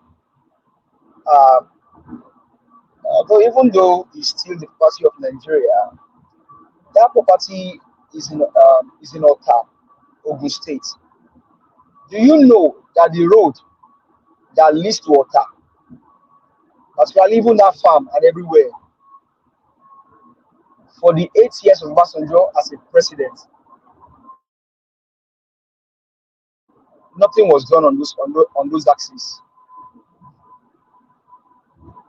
So honestly, these men in their 70s, their generation, the men in their 70s, late 60s, with all due respect and humility, they are a failed generation. They are a failed generation. These guys don't care about the pains of the unborn generation. They continue to borrow and to loot. Scripture said that a good man leaves inheritance for his children's children. A good man, pay attention, a good man leaves inheritance for his children's children. But this one, because they are evil, they are borrowing the destiny of their children's children. They are mortgaging the lives of their children's children, their children's children. What a sad generation. Impunity is on the highest level. Stealing, buying, destruction of properties and homes, they don't care. This is an evil generation. Evil generation. Without any apology, with humble respect and humility, they are a destructive generation. And that's why we keep saying, Nigerians, open your eyes and let's make the right choice when it comes to our state election. Like in Edo State now, no other person than Barrister Olumide Akpata has the choice, the viable choice for the governorship race in Edo State. Empathy, compassion, competence, character, and love for the people. Let's not fall into the hands of these evil men that are parading themselves. They mean nothing. They don't have anything good for the people. So make a choice, make a right choice. Make a right choice and let's liberate Nigeria. Now, on the issue of the local government autonomy, now Supreme Court has given a ruling in all of the states where local government elections were destroyed. Will there now be election held in those states? An example is Ogun State, Dapo, and some other states like that. Will election now hold, and all of the money that these governors have taken from the local government chairman for the past years, will those money be paid back? Will accrue? Will they pay the one they owe them in the past? So Supreme Court has given a ruling. Will there be now fresh election in those local governments? And local governments where there were elections Give us with a their money mandate. to release 30 seconds, Biko. So, Edo Light, rounding up, let me remind you again, your job is simple. September, come September, 18 or thereabout, if you go to the pool, look for the picture of Mama, Papa, Pikin, Barrister, Olumide, Ozaibovo Akpata. Is the right choice, is the man for the job. Let's deliver him into Osadebe Avenue for him to rescue the state. Abia is glowing, let Edo glow, and then maybe we'll now begin to save our country state by state from the hands of these criminals. Thank you. Have a good evening. Thank you, my brother. Now, when you don't bring Dakbo Abiodun enter the matter, you see that same Dakbo. So that local government stuff you are referring to. You remember Naija Watch played that video here when one of the local government chairmen, when they spoke up against Dakbo. Even frustrating. They were even Yes, yes, you remember that video. As you mentioned that, but my mind just raced back. And when the governor called the local government chairman was now prostrating and begging, lying down for that Abiodun. Nigeria was played that video here. It's been months ago. But as you just mentioned that name and local government, I just recollected immediately. The local government chairman was begging, not just begging with mouth, lying down for the governor for demanding. But you know, sir, also that guy was sent to prison. Yes. Yes. I beg. And that was the try, Jare. They try. Played all these videos before. And that day we talked about them. Be like, sir, these people, then too they talk. It's not the same thing the Supreme Court has come to say after how many months now? Well, before I call on the next person, let me give a shout out. I've been waiting for you patiently. Irene, finest, the finest. I've been one shout out for you since, but I can't say, may they not say I don't rig the election or say you never come. When I say you log in for 25 past 8, I say good. Our Irene, the finest, don't come. Special greetings to you, Madam Irene, the finest. Remain fine as you are. We appreciate you. We love you for everything that you do. Thank you for finding the time to join us today. So we move on to the next person, and that is Abdul Malik. Yeah, good evening. Good evening once again, Chris. You see, Nigeria, there is nothing is working. There is nothing is working in Nigeria. Almost 25 years of independence, 60 years of 25 years of democracy, 60 years of independence, 63 years of independence. There is nothing is working in Nigeria. Till today, we don't have light, we don't have water, we don't have road. But our citizens there, I don't really understand. They are sitting there, sitting down. Nobody makes moves. Peaceful protests, everything will be okay. I don't really know how this narrative will change. You see now, everybody is hungry in the country. They can no longer go to farm. Insecurity everywhere. When we have arable land, we can produce what we can eat in our country. No matter the crops, it can grow anywhere in the country. But currently, we can't go there. What are the government doing? They don't even make attempt to face insecurity, but all they do is to propagate every month, every day. What are they doing? Nothing. No moves that those people that will go back to their farm like 1 month coming or 2 months coming or 6 months coming. Nothing. They have never addressed insecurity. I don't really know how we will change this thing because the thing is getting out of hand. In Edo State election, I heard in a Nigeria WhatsApp group today that when you wear cap, when you wear PDP cap or you put on their shirt, they will give you 3-5. That is the reason why they have crowd for their rally in Benin last 3 days or last 2 days. Imagine somebody want to govern you where is paying you to go and rally. Obi did not give shishi. You see how many million march follow Obi, and such person now they use it to compare Peter Obi. Obi, how many million march of people follow him? Even some people use their own personal money to campaign for Peter Obi. somebody's like that, and you go to abroad to go and share 200 euro for people allegedly. You see, Edo State, you guys should not make mistake. You should look very well because the suffering is too much in that country. You should not make mistake again because we have learned from our past.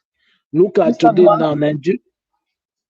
Mr. Look at Malik, today. Mr. Yeah. Malik, if you can allow me 10 seconds, if that is true, is that not the highest level of desperation? Yeah, you see, I heard from WhatsApp, a Nigeria WhatsApp group today. You see, Edo State, you guys should not make mistake again. Let's vote another party. PDP, they don't have anything to offer Nigeria. PDP, APC. They have failed us for a long time. Let us change party to see if they can improve in the state. Yes, look at what is happening now today in Nigeria. Since when Tinubu get to the office, everything is times 2, costly times 2. Times 3 is not even times 2. Times, imagine loaf of bread, how much? 1,000 something. Common loaf of bread. Eggs, almost 6,000 something according to. Well, thank you very much, Chris. My brother Abdul Malik, thank you so much. Yes, you see that this thing where you talk just now, the farming thing. Tinubu wife say make una get small farm for back of una house. That's the first lady of the federation, and because she is aware that the farms are not safe, and also the cap where you talk just now, like I tell you today, the neutral man. I think what you for do. I believe so you must know 1 or 2 person for Benin. Just put a call across.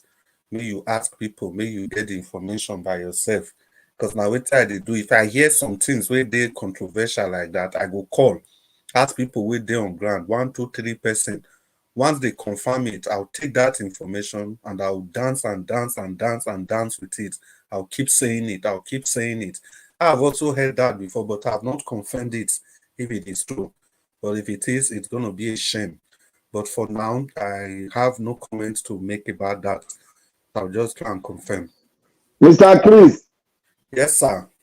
Confirmed. I go do my own confirmation because of those kind of information before I do your own too. Before I use one campaign against somebody, because it get as it be. So yeah, it's desperation at the height if actually it is true, but I refuse to believe it anyway. So the next person on the screen, as I can see, Black Panther, now you did the screen. Like say you rigged the thing. Yes, Black Panther. You get I know the computer they do some things where I know they even understand, because some people don't come out for the network too. You get 4 minutes when you talk to us. All protocol observed. I want to say that it is quite clear. We have been saying it. You cannot have a governor who has messed up the state and expect the people to vote him again. This is a replica of what happened in the presidential election. We all knew APC cannot win, and the only way they can win is to induce people not even going, they will go further to rig election, because they need that crowd to come outside, so that when they rig, they will stand on that premises. That is how politics is played in Nigeria. So when you people see the crowd, those crowd that they see, they pay them so that they'll be able to do their defense. When they rig, they'll tell they didn't rig. Look at our rally. That is Nigerian politics. Let me say today, let me say something about the constitution, because I want to put Nigerian politics now on one side. Look, when we talk about the constitutional issue, you people think it's a joke. The constitutional issue we have, the problem why we say it's the constitutional issue is because the bedrock, the foundation of any nation is the constitution, the laws that will govern you, and every citizen should be part and parcel of it, because it is your own. It is where you derive your power above the power of the people you put into governance. That is when you have the infantry to confront them boldly. And when you confront them, they don't have the power to use the military against you. And now, I will not juxtapose it. Look at what happened in Kenya. They had police force, but they could not go too further than their own plight, despite all other issues that came in.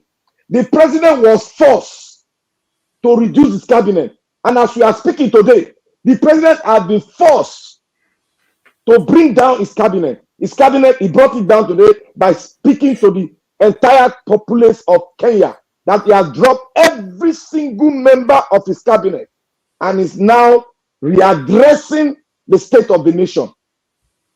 Why is this thing possible? Because the politician knows that the constitution was not framed by them, but it was framed by the people. And that is where they derive their power from. If you own something, you'll be so confident to boldly come out despite anything that confronts you. You will boldly say, this is mine. You cannot use it this way. That is why we say the constitution must be written by us. And when we are writing the constitution, it is not bogus. It is straight and direct. There is no spirit of the law. It's straight and direct. Go and look at the American Constitution. When we go to court in America, to the Supreme Court, when we look at the Constitution, we move it to the Supreme Court for the Supreme Court to interpret and affirm our belief. And when we are going there, we know where they are going to. There is no hitches. One minute. Why we are saying this, and there is no, I don't expect anybody to say, oh, the people doing the Constitution, the people running your Constitution know that your Constitution has a defect. If I have to go into Nigerian politics now, I want to be like them. It is very easy to manipulate Nigerians. Very, very easy. Because I know the constitution that is on ground is backing me that is corrupt. That is what you people don't know. You cannot be in Nigerian politics without not playing that game. Except you want to be exceptional. Except you are a businessman, you own your ace. And you are following the people to be able to picture you so that you can be able to move forward. That is what Toby is doing. That is why he does not want to go through anything to arrogate power for himself to bring down anybody in a party because he wants to follow due process. And in America, I want to tell every one of you to 30 seconds. I want to tell one of you before people start castigating the FBI. In America, we follow due process, and if they don't have anything to hold on you and go to the court, they will never release their white paper. But as they have released it now, if they go to court, the person that they wrote about will go to jail. That is FBI for you. Thank you. Thank you. Assuming I call you the third time, I could just remove you till 1 week. So you do well. You do well, Jari. And talking about the Constitution, well, Odua, before I come to you, sir, we talked to F. Emmanuel. The screen don't change again. F. Emmanuel, you did them. F. Emmanuel. Okay, F. Emmanuel is not there. Mr. Odua. Okay, F. Emmanuel, you are here. Hold on. Don't rush to Mr. Odua yet. Okay. Talk to us, sir. Nice to have you. You have 4 minutes to speak to Nigerians. Okay, just a quick one. Like we've been saying back and forth and all that. The truth is, we are governed by laws. Like I said earlier in my earlier submission, I said Nigerians are naturally a lawless people. Completely lawless. What do I mean by that? Most of us living in diaspora here will observe the red light. But when we go back to Africa, we break the laws. We do it as we want. We're talking about constitution. People that are in government, they swear to uphold the constitution, right? They never did. Look at 25% in FCT. They never did. So the implementation, the courage to implement the constitution is what we don't have. The same also you and I here that we're speaking. Once you cross over to this side of the Western world, who obey the laws, who observe everything, line upon line, precept upon precept. Why? Because we know the repercussion. But unfortunately, when we go back to our own country, we human beings will do otherwise. We are blaming constitution. Don't we have morals? Apart from constitution, don't we human beings have morals? It's okay, no, this is good to do to help my society. This is bad to do, not to do. For you to do this, it's not good for me. It's not good for my family. It's not good for my young generation. Don't we have morals? If we are blaming everything to the constitution, that's number one. Then look at our lawyers. When they are called to bar, they are meant to uphold the integrity, the decency of the constitution. In as much as it's faulty, but we can also not be faulty on top of fault. Two wrongs can never make a right. So, my brothers, my sisters, the little one we get, we could hold them first. The things that are good in it, let's uphold it first. Then the rest, we can discuss it. But if we are not upholding anything, we are dragging it to the floor, and yet we are complaining. So how do we not get the good one corrected? So that's what I'm thinking, because you can't build error upon error. That's the point I'm trying to make. That's for that. Edo people, I beg honor, your days for good governance is drawing nearer. Pray for your candidate and also shine your eye to vote wisely. That is my advice for you guys. I drop the pen now. Thank you. Thank you. What a way to drop the pen. Thank you, Mr. F. Emmanuel. We appreciate your time today. It's one big Nigeria Watch family, and we are all here to ensure that we spread the good news and the news to emancipate Nigeria. We must try to spread this news wherever we are. And talking about spreading the news, people, let's just take 30 seconds, please. Let's click on the like and share button. Now, this is serious. Let's just forget about politics and let's do that. Clicking on the like and share button is also as important as what every other person is saying on this panel. Clicking on the like and share button is very, very crucial. If you want this station to remain relevant, if you want YouTube to recommend what you are saying to people, please do that. It's as easy as frying egg. All you just need to do is to click on the like button, click on the share button, and it asks you to, where do you want to share? WhatsApp, Telegram. We all belong to different groups. Let's do this. Even the people you have shared to before, continue sharing to them. Share. Because I remember somebody the person told me that this thing you have been sharing, what is it about? Okay, you just open one day and see. Until today, that person has been saying thank you, thank you, thank you, thank you. So please, we have 10 seconds more to do the like and sharing. Before we go to the next person, take a minute. Take a minute. Click on the share button. It will take you to different options on your phone, on your devices, your tablet, your Android, your iPhone, iPad, whatever it is. Then from there, you can see all the options. Choose. Share to people you have not spoken with for a long time, friends and well-wishers. Share in the different groups you belong to. You don't know, you might just be saving your country. You might just be encouraging a good person to come into the politics, because what we lack in Nigeria is the death of good people that should stand and uphold what the law says at all points in time. Imagine Mr. Nanjawo shall be saying this, if we have 50 of a station like this, just 50 scattered around the nation, even if we are able to influence 1,000 people every day, that's 50,000 people across the length and breadth of Nigeria. Imagine the difference that will make. So it's your responsibility, it's our responsibility. This is the only country we have. And the only way, and one of the ways, I mean to say that we can show that this is really our country, is by sharing this good news. Click on the like button, click on the share button. It's your duty, it's your responsibility. We all cannot be part of the election process. We all cannot go back to Nigeria and vote, but we can share this. We don't need to register. You don't need to do anything.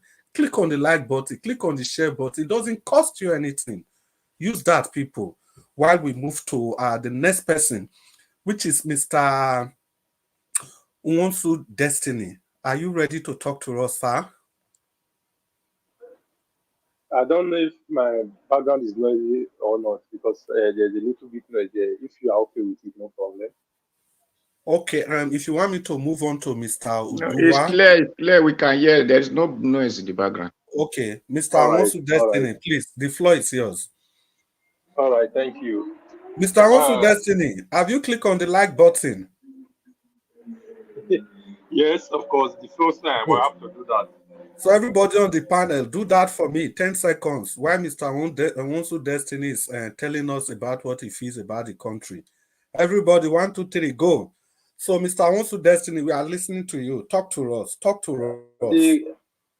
The country, normally, we the citizens, we feel good about the country, just the leaders that does not want anything good about the country. It's for us to continue talking. By God's grace, maybe it's not even by God's grace, because God, according to him, he said he cannot give you power to do that he has asked you to do for yourself. You know? So the best thing we have to do now is for us to fight and keep on fighting. One day I know we'll get to the top.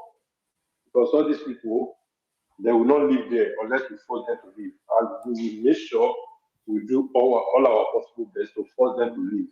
Because they don't own that country. Each and every one of us is the owner of the country. We will do our best and make sure that that country works for good for us. Because nothing else all those people have to offer. They are not doing us any good. The most important thing for me now is for all of us to start speaking in one voice, not to support anyone that we know that is not doing the right thing. If anybody, whether it's our friend or not our friend, saying something that is not nice, we all have to come out and condemn whatever he or she is doing. I believe with that, all these people, they will know that we are serious. The moment we start that, we will do things right. And all these people, they will not take us for granted again. Because I believe they are taking us for a ride. Every time. They always remember us when the time of election. After election, they don't care about us anymore. So for us now, it's for us to look for anybody that we know is okay. We have to stop all these people. What they are doing to win Nigerians is not right at all. How can we solve? The most important thing for me is for us to look for a way to start talking to our villagers, our brothers in our areas, to stop all this. The little help we can help for them to stop taking all this 5,000 to 2,000 for this politician when the time come. Any help that we can give to them, let's start doing it before that 2027 will come. At least maybe that will help. But that's the only way. They always try to take all these people for a ride. Now you won't see them going around talking to any one of them. But when that time of election come now, you see all of them coming out, going to different parties, going to different meetings. You call any one of them, they will pick up. But right now, when you are calling, none of them always pick our calls. You know, when the time comes, they will remember that they have people in the diaspora. But right now, they don't bother that they have people. But when the time of election comes, they'll be jumping to one panel to another, to one program to another. So what we have to do on my own is for us to start now, talking to our people, give the little help that we can give to any one of them, so that they will know that, yes, we did not leave them aside. We are still with them. And when that time comes, they will let the politician know that when we need you the most, you are not here. These people that always help us, whatever they say, we believe we'll do it because we are not asking for their vote now. So I believe when we tell them, round up, sir. Okay, I believe then when that time of election comes, we tell them this is what you guys have to do. We are not here for the vote. We are just here to tell you that this person, we believe that he will do the right thing. Let's try him or her. Thank you. You do well, my brother. You see the suggestion where you be give now, na very good suggestion. But the problem be say, these people, they understand, say, no be our vote, they determine whether person will come power or not. Unless in very rare cases. See the case of Enugu State. To the extent the court, now make some people wey go talk, say constitution get K-leg, they know wetin they talk. See Enugu State, wetin they call these people, NYSC people, then talk, say no be they issue the paper, the governor paper, but court say me NYSC not talk something like that again. Until today, the rest, as they say, is history. Which kind of country be this? I'm talking about constitution. Mr. Odua, it don't reach your turn. Mr. Odua, I would like you to, I think, throw small light on this. When I get one prime, whether not prime minister or the caller, I don't know. His name is Berlusconi. I knew he was playing with your constitution then. So tell us, speak to us, Mr. Odua, and if you have time, you can tell us a little about Berlusconi. If he was a good leader, if you obeyed your constitution, because Italy is an advanced country. Yeah. Yeah, thank you. There is no country that advance. It is people who live there want the country to be so. So thank you very much. Thank you, sir. I'm in Nigeria. I'm a Edo man. Where I'm fighting for is Edo, which is my place to be better. A moment my Edo is better, there is no other country in the world that is better than that land. The land that is blessed with red soil, where you don't need to use fertilizer before something produce. So which other country will I be talking about? It is just because we have unfortunate people who position themselves in that land. That is why they saw all the features of our great-grandchildren. They call it development. Today they are crying that flood is taking over. The plants that used to suck water, they bulldoze everything and start putting concrete and whatsoever called modernization of construction. Then tomorrow they start shouting, hey, the flood is taking Uselu, flood is taking Saple Road, flood is taking this. Why would flood take everywhere? Where they are removing the strategies that God used to suck the flood away from the ground. So anyway, and the federal court or whatever court said that the governor should not take the money of the councillor or whatsoever you call them. Thank God if they know now that the local government has to work. If the Nigeria people are waking up to know that it is the local government that make people. Because that day one of my brother came and he said he want to be the governor and said he was the local government chairman, that when the governor was selling the property of the state, that him is the local government, so it doesn't concern local government, concern the state. I did not know that if the local government is not part of the state or if the state is not part of the local government. So it was surprising to me that a state and the local government are not of the same place. Maybe the state was in Abia, while the local government was in Edo. So these are where the court attack una for this one, whoever the court, the judge, whoever that make these things. Because let the money come to our people. The time I was small, there's something we know as road maker.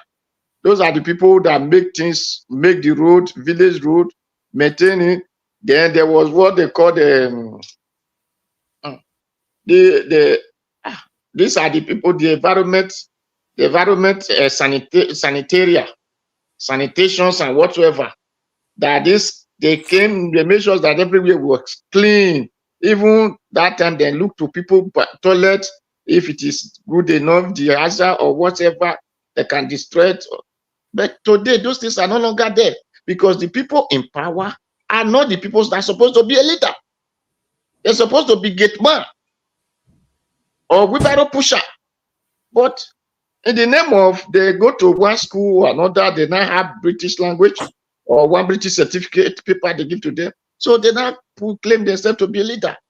So that is what we are saying. Well, my Edo people, as we all know, We know we have YPP that is contesting for this EDO governorship 2024. And we have other parties. YPP, we make sure that the money of the local government work for the local government. Because as a farmer, you must farm in the local government. So you must make sure you protect your crops before you can bring it out to come and give people to eat. So of YPP, I assure you, Edo people, if you vote of YPP, you will enjoy what is called governance and government. Just like the way Midwest enjoy Abrusali and Ogbemudia.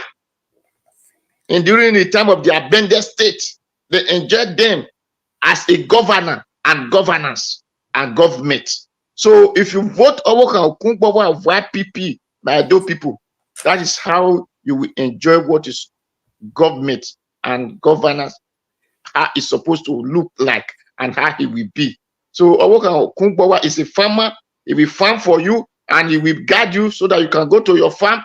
He will not allow Fulani, Buhari brothers and sisters to come and be chasing you out of from your farm anymore. And or for them to blocking your express road or local government road or whatever road that you cannot take your food to another. It will not allow such thing to happen. It will make sure that Edo State is secure, because as a person, you know that the community are the ones supposed to provide the security, not to go and bring a person from Kano to come and be a security man in your place, or bring a person from Sokoto to come and be a security man, be a policeman, whatever. And they did not even know inside your bush, except if their brother that is criminal who now patrol inside your bush. Or Kumbawa will make sure that you, as EDG of the land, you will even guard your farm, guard your road, guard your village, guard everywhere, because there is no other person that will know it more than you. So, don't people vote Okumbawa of YPP. Thank you very much. Thank you, Mr. Abdua. Actually, you get one small extra minutes to talk about your candidates.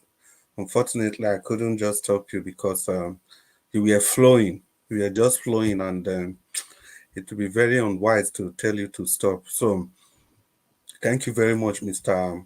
Odua.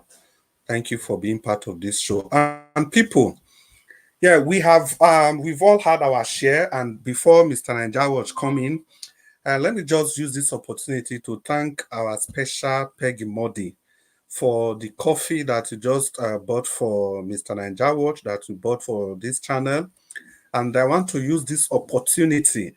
I've not said this from the beginning. Please, people, let's follow the footstep of Peggy Modi, who just bought this channel a cup of coffee. We can do the same. Like Mr. Naija Watch has always maintained on this panel, anything on this program, anything, any coffee we buy for him, he will drink it with all his heart, with all his might, because he knows that it's something he has worked for. And whatever it is, he will not stop him from doing what he's doing for his people, compared to anything he gets from the money bag, from the thieving politician, if there's any word like that in English language. So please, people, let's take 1-2 minutes to buy this channel a cup of coffee. Nothing is too small. Nothing is too big. Let's do it, people. We can do it. I trust on your abilities and capability. While I'm waiting for us to do that, let me quickly say hello to some people that are just coming, or maybe the people I missed before. The first person I can see there is Stella Affini. It's good to have you on the broadcast today. Thank you for taking your time to join us. And Crosby Entertainment TV. Thank you so much for being part of this broadcast. You are welcome. We appreciate you. And I can see Patience Idemudia. Thank you so much, Madam, for joining us. It's good to have you on the show. I can see you people are keeping the comment section lively. Yeah, keep doing what you are doing. Abuazi, Irene Finest, Johnson Emmanuel, the people hitting up the comment section. Keep on doing it. I can see your handwork. And of course, I can see the beautiful job of Mommy Diaspora coordinating everybody there and making sure that there is peace, tranquility, and harmony in that comment section. Keep on doing what you are doing, guys.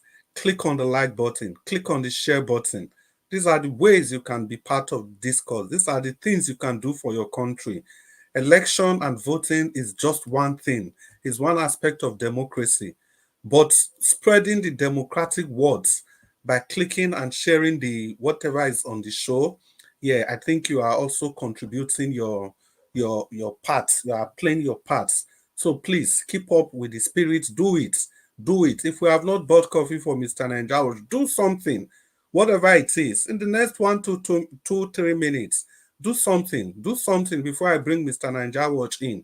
And let me seize this opportunity again to specially greet Dr. CM. Dr. CM, we are missing you wherever you are. Please find time to join us. We value your contribution. We love you and every other person, especially the people on the panel with me. I've called you out before. I will also send special greetings to you, Mr. Jonathan, Madam Rita. We need you people here, please. Thank you so much, everybody. Honorable Sam, where you dey? We want you. Tio Bala, we dey wait for you. Make una come contribute to moving our nation forward. Please, guys, click on the like. To Naija, may he come tell us security. To Naija, we know when in they come. We know when it get topic we go enter, so he go run come by himself. So make una do what you are supposed to do. We are waiting. Buy the coffee, buy the coffee, buy the coffee for this station. Buy the coffee. Buy the coffee. You guys have done well. It has been a very beautiful presentation, and I think you guys hit the nail on the head. And like I said before, it's very, very crucial that whatever we say here, we have to learn how to live them here, because we are all interested in making Nigeria a better place for all of us. Like Mr. Dua clearly said earlier, that he believes Edo State is his home. Yes, everybody has right to that, but I actually wanted him to kind of draw a comparison between what our politicians are doing and what Berlusconi did in Italy, because the man was always in the news, playing with the constitution, dancing left and right. If you hope, it was very slippery as a leader, and I was taken aback that Italy, of all nations, you know, one of the Western nations, could be kept in the pocket of a character like that. But I think eventually they got rid of him. That's where the system do work. So please, people, you have 3 tasks remaining before I bring in Ninja Watch. We have 3 minutes to bring in Ninja Watch, or less than that. People, click on the like button, click on the share button, buy this station a coffee, a cup of coffee. Those are the things you can do to support this station. Let's do it. Let's do it for the love of our nation. Let's do it for the love of our nation, people. Let's do it, please. Yeah.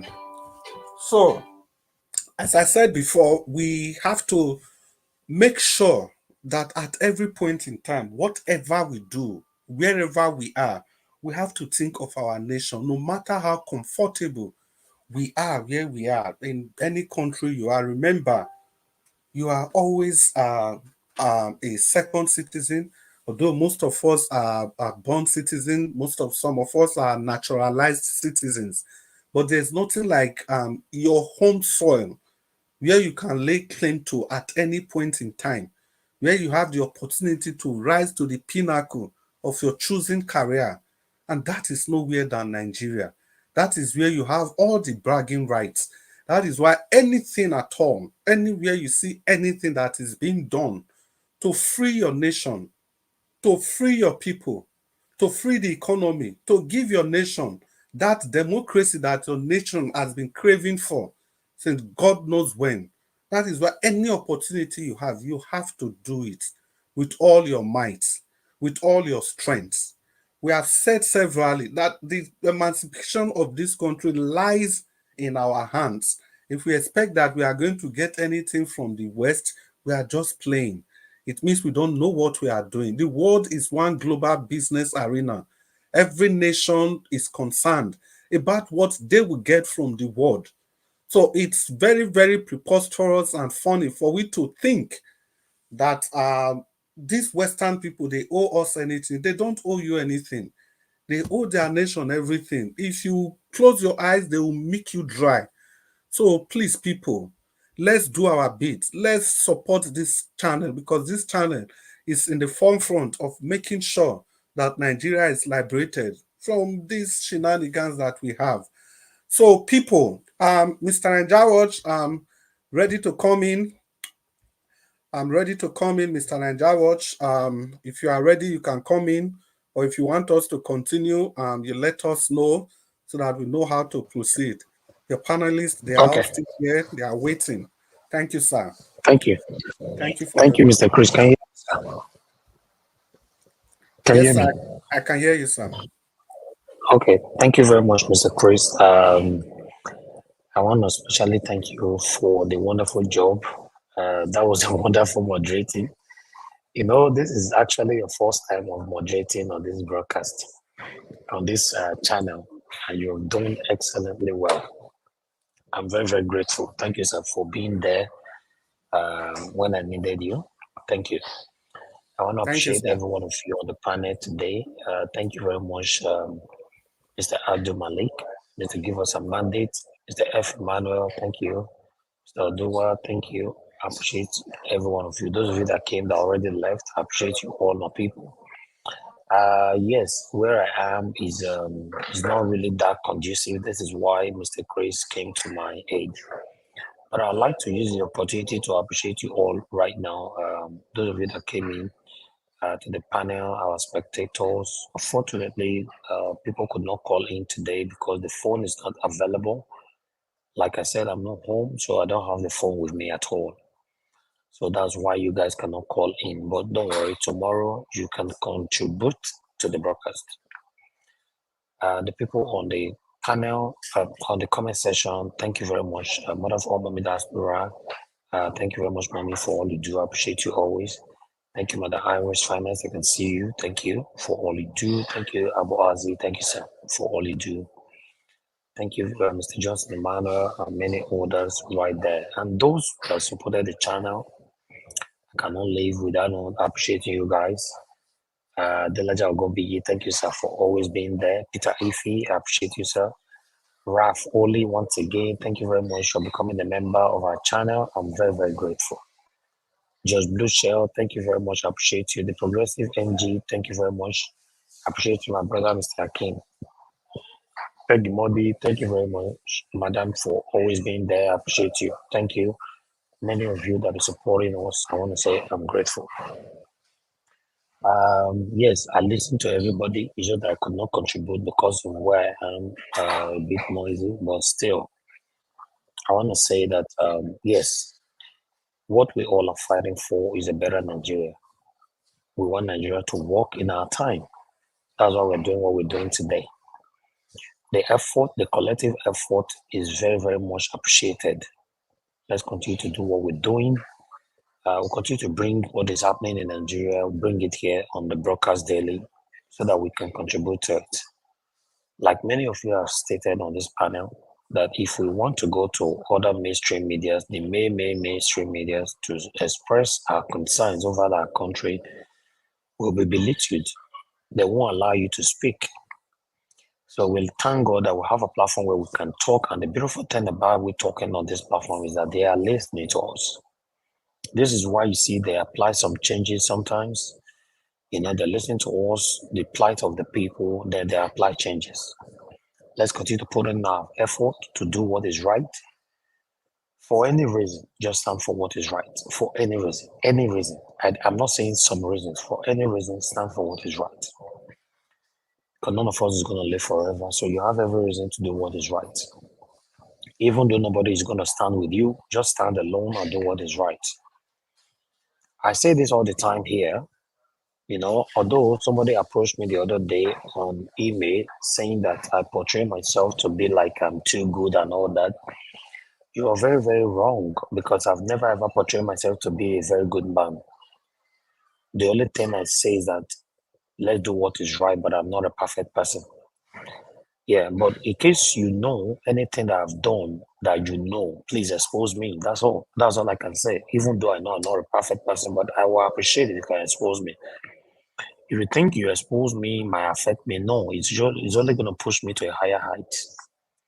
So let's do what is right. Nobody is perfect, but you know, we are adults. We know what is right and we know what is wrong. If you're collecting for 5,000 naira, like Mr. Abdul Malik said earlier on, that some people are collecting 3,500 naira from some of the candidates just to wear the cap and shirt and all that. Tell me, you're collecting 3,500 naira to suffer for the next 4 or 8 years. That's what it is. So you are doing what is wrong. That's not what is right. And for some that is collecting $5,000, you are collecting $5,000 to do the wrong thing. That is wrong. That is not what is right. Let's do what is right. The comfortable lifestyle that you are craving and working so hard for, you can still have it without not engaging in any kind of fraudulent activities. It's my take, it's my life experience, and it works for me and it can work for anybody. And people, now God bless you now. I appreciate every one of you. I would like us to round up right now. We're already over 3 hours. We'll come back again by God's grace. Fingers crossed, 6 p.m. tomorrow. On Sunday, I would like to pass this year, that we are going to be having, probably though, but at least we have 70% that he will be here with us because he actually reached out to me himself. The Labour Party governorship candidate, Barrister Olumide Akpata, will be joining us on the 14th of Sunday here.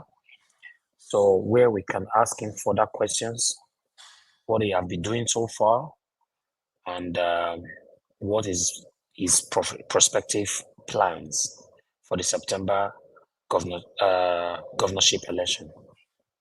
So Sunday, endeavor to join us on our normal time, 6 p.m., so that you can have the opportunity to ask the governorship candidate, Barrister Olumide Akpata's question. We can take it from there. So if we can have that done on Sunday, then, although he actually scheduled it for today, but I let him know that I'm not available on the 11th. So on Sunday is the rescheduled date. But if we can do that, then our next plan will be bringing Aso Ngodaro back again to tell us what he's doing. Some of the information going on that he's sharing some money for some people. You guys can ask him that question, not me, because as far as I'm concerned, it's allegedly. I appreciate you all, my people. We might end up also bringing some of other people that have been here before, but the only person that can guarantee you that we are bringing here, for a reason I don't know, is the APC guy. He doesn't attend to anybody. Remember, Tinubu didn't attend to anybody and he won the election. So maybe that's what he believes on, but I don't know. I'm not campaigning for anybody, but for those of you campaigning for your candidates, you know what to do on that. My people, I don't know if anybody want to say anything for the next 1 minute so that we can round up on what I've given so far. I'll hand over to Oga Chris to ask everybody around for just give 1 minute to respond to my submission. If not, we'll round up. Thank you, sir. Thank you, Sir Ninja. Once again, thank you so much for the opportunity. We appreciate the sacrifice that you make, the extent you go to ensure that this program is on air every day. Posterity will never ever forget everything that you have done. Thank you so much. Now we have the opportunity to talk further for 1 minute each, and then we are just 4 on the panel, so I expect that in 3 to 4 minutes we should round up. I'm the first person, Abdul Malik. If you have anything to say, please tell us. Yeah, I have something to say. Yeah, thank God that Olumide Akpata will be joining us on Sunday on the 14th. Because I have questions to ask him, because for me, I don't support bad thing. The money exchange for a primary, I want to ask that question. I want to really clear. Yeah, that is the only thing I have. Thank you. Oh, thank you very much, Mr. Malik. That's wonderful. You see, this is what we all should crave for, irrespective of who we are supporting.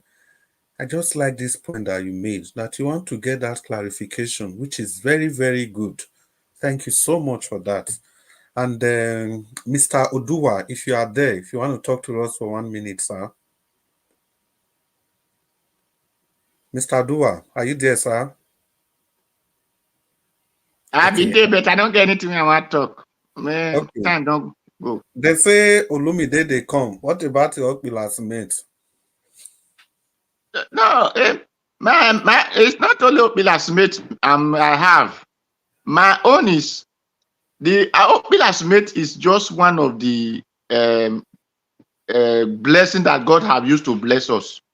So a person who cannot organize, because if I were to be the governor, I will arrest anybody who sold such property. Did you know what? You see one thing now. 1 minute to get to 1 minute, I beg. Okay, this thing is there now. Vendor beauty. If it's 40, leave it there. A person who have brain, when he become a governor, then he will mobilize his people, Edo people, to make something out of that place. Doesn't mean must be a smith, it must be drink, it must be something, but they cannot use that will benefit the state. So that is my take on things like anything. So it's not just Opila's mate, but I'm using it because that is this natural property that all of us can contribute money and gain from it and use this mate to still make a betterness of our state. So that is it. Thank you so much. Well said. And Mr. F. Emmanuel, if you are there, please, 1 minute. Yeah, a quick one, Mr. Chris. Thank you again for the opportunity. For me, as Olumide is coming in on Sunday or so, for me, my advice for him, if he becomes the governor of Edo State, one thing I want him to look at is our constitution is 40, but you should build Edo economy with morals. That is why we have the likes of Iles Oti today.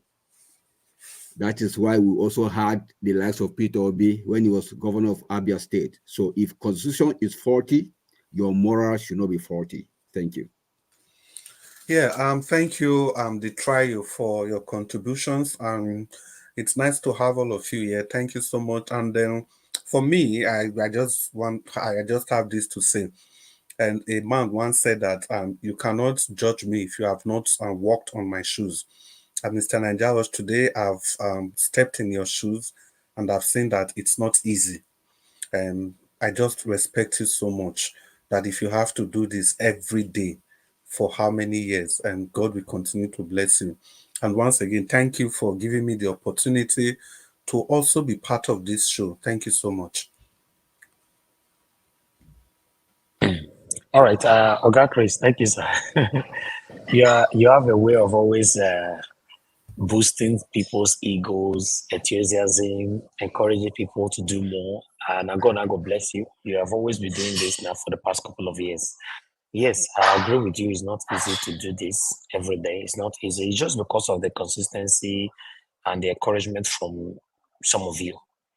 If, for example, the encouragement is just zero, I believe I would have stopped a long time ago.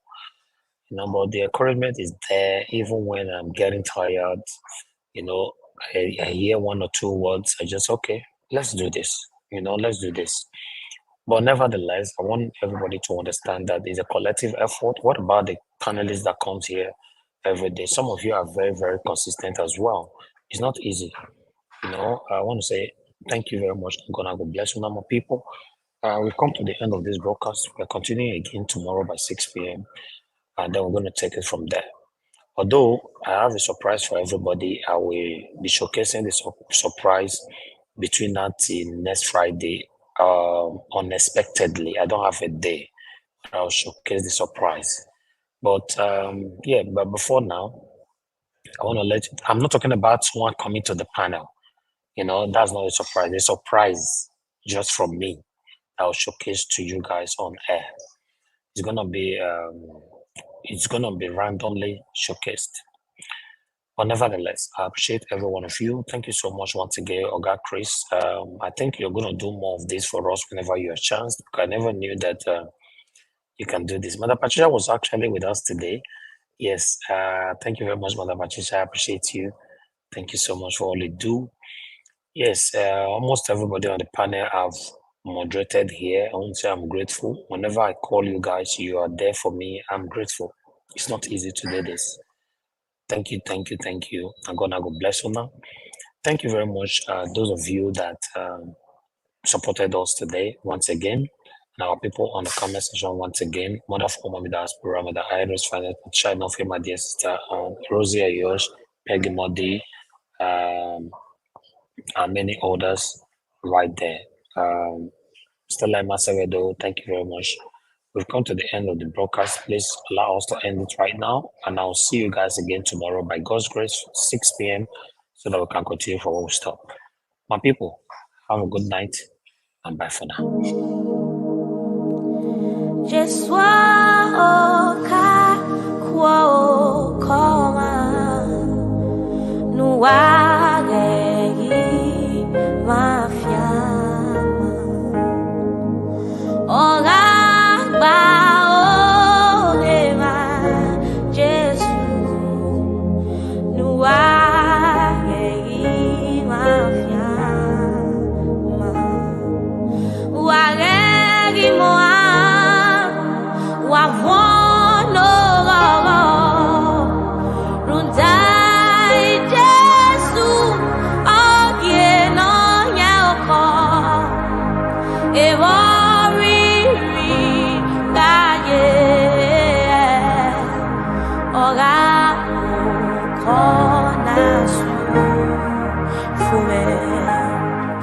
Just walk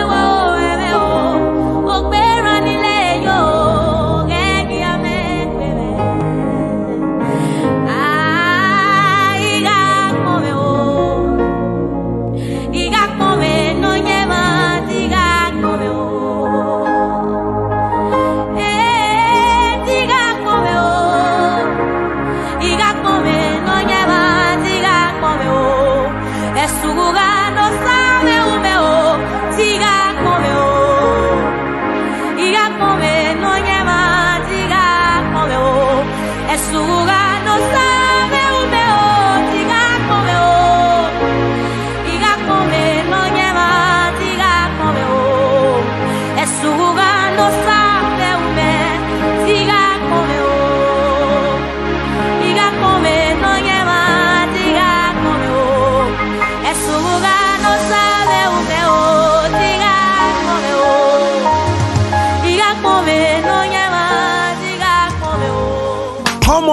Naija, watch family and friends. Let's do this together. Anything you put your hands is blessed. As you press thumbs Anything up. you put your hands is blessed. As you do thumbs up, favor will locate you. Praises will locate you. Anything you put your hands is blessed. Is blessed. Is blessed. Come on, Naija, watch family and friends. Let's do this together. Anything you put your hands is blessed. Before we run away from you, as you press thumbs up, God will favor you. This week we favor you. Every day we favor you. God will do new things in your life as you press thumbs up. Amen. Amen. Amen. Amen. Come on, Naija, watch family and friends. Let's do this together. Anything you put your hands is blessed. Amen. Amen. Amen. As you press thumbs up. Amen. Amen. Amen. Amen. As you press thumbs up. Amen.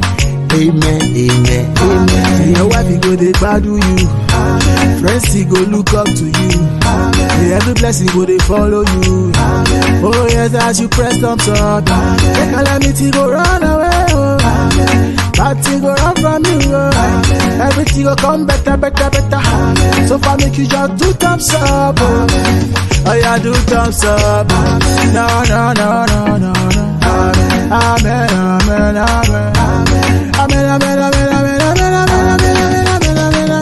amen. Anything you put your hands is blessed. As you do thumbs up, favor will locate you. Praises will locate you. Anything you put your hands is blessed. Is blessed. Is blessed.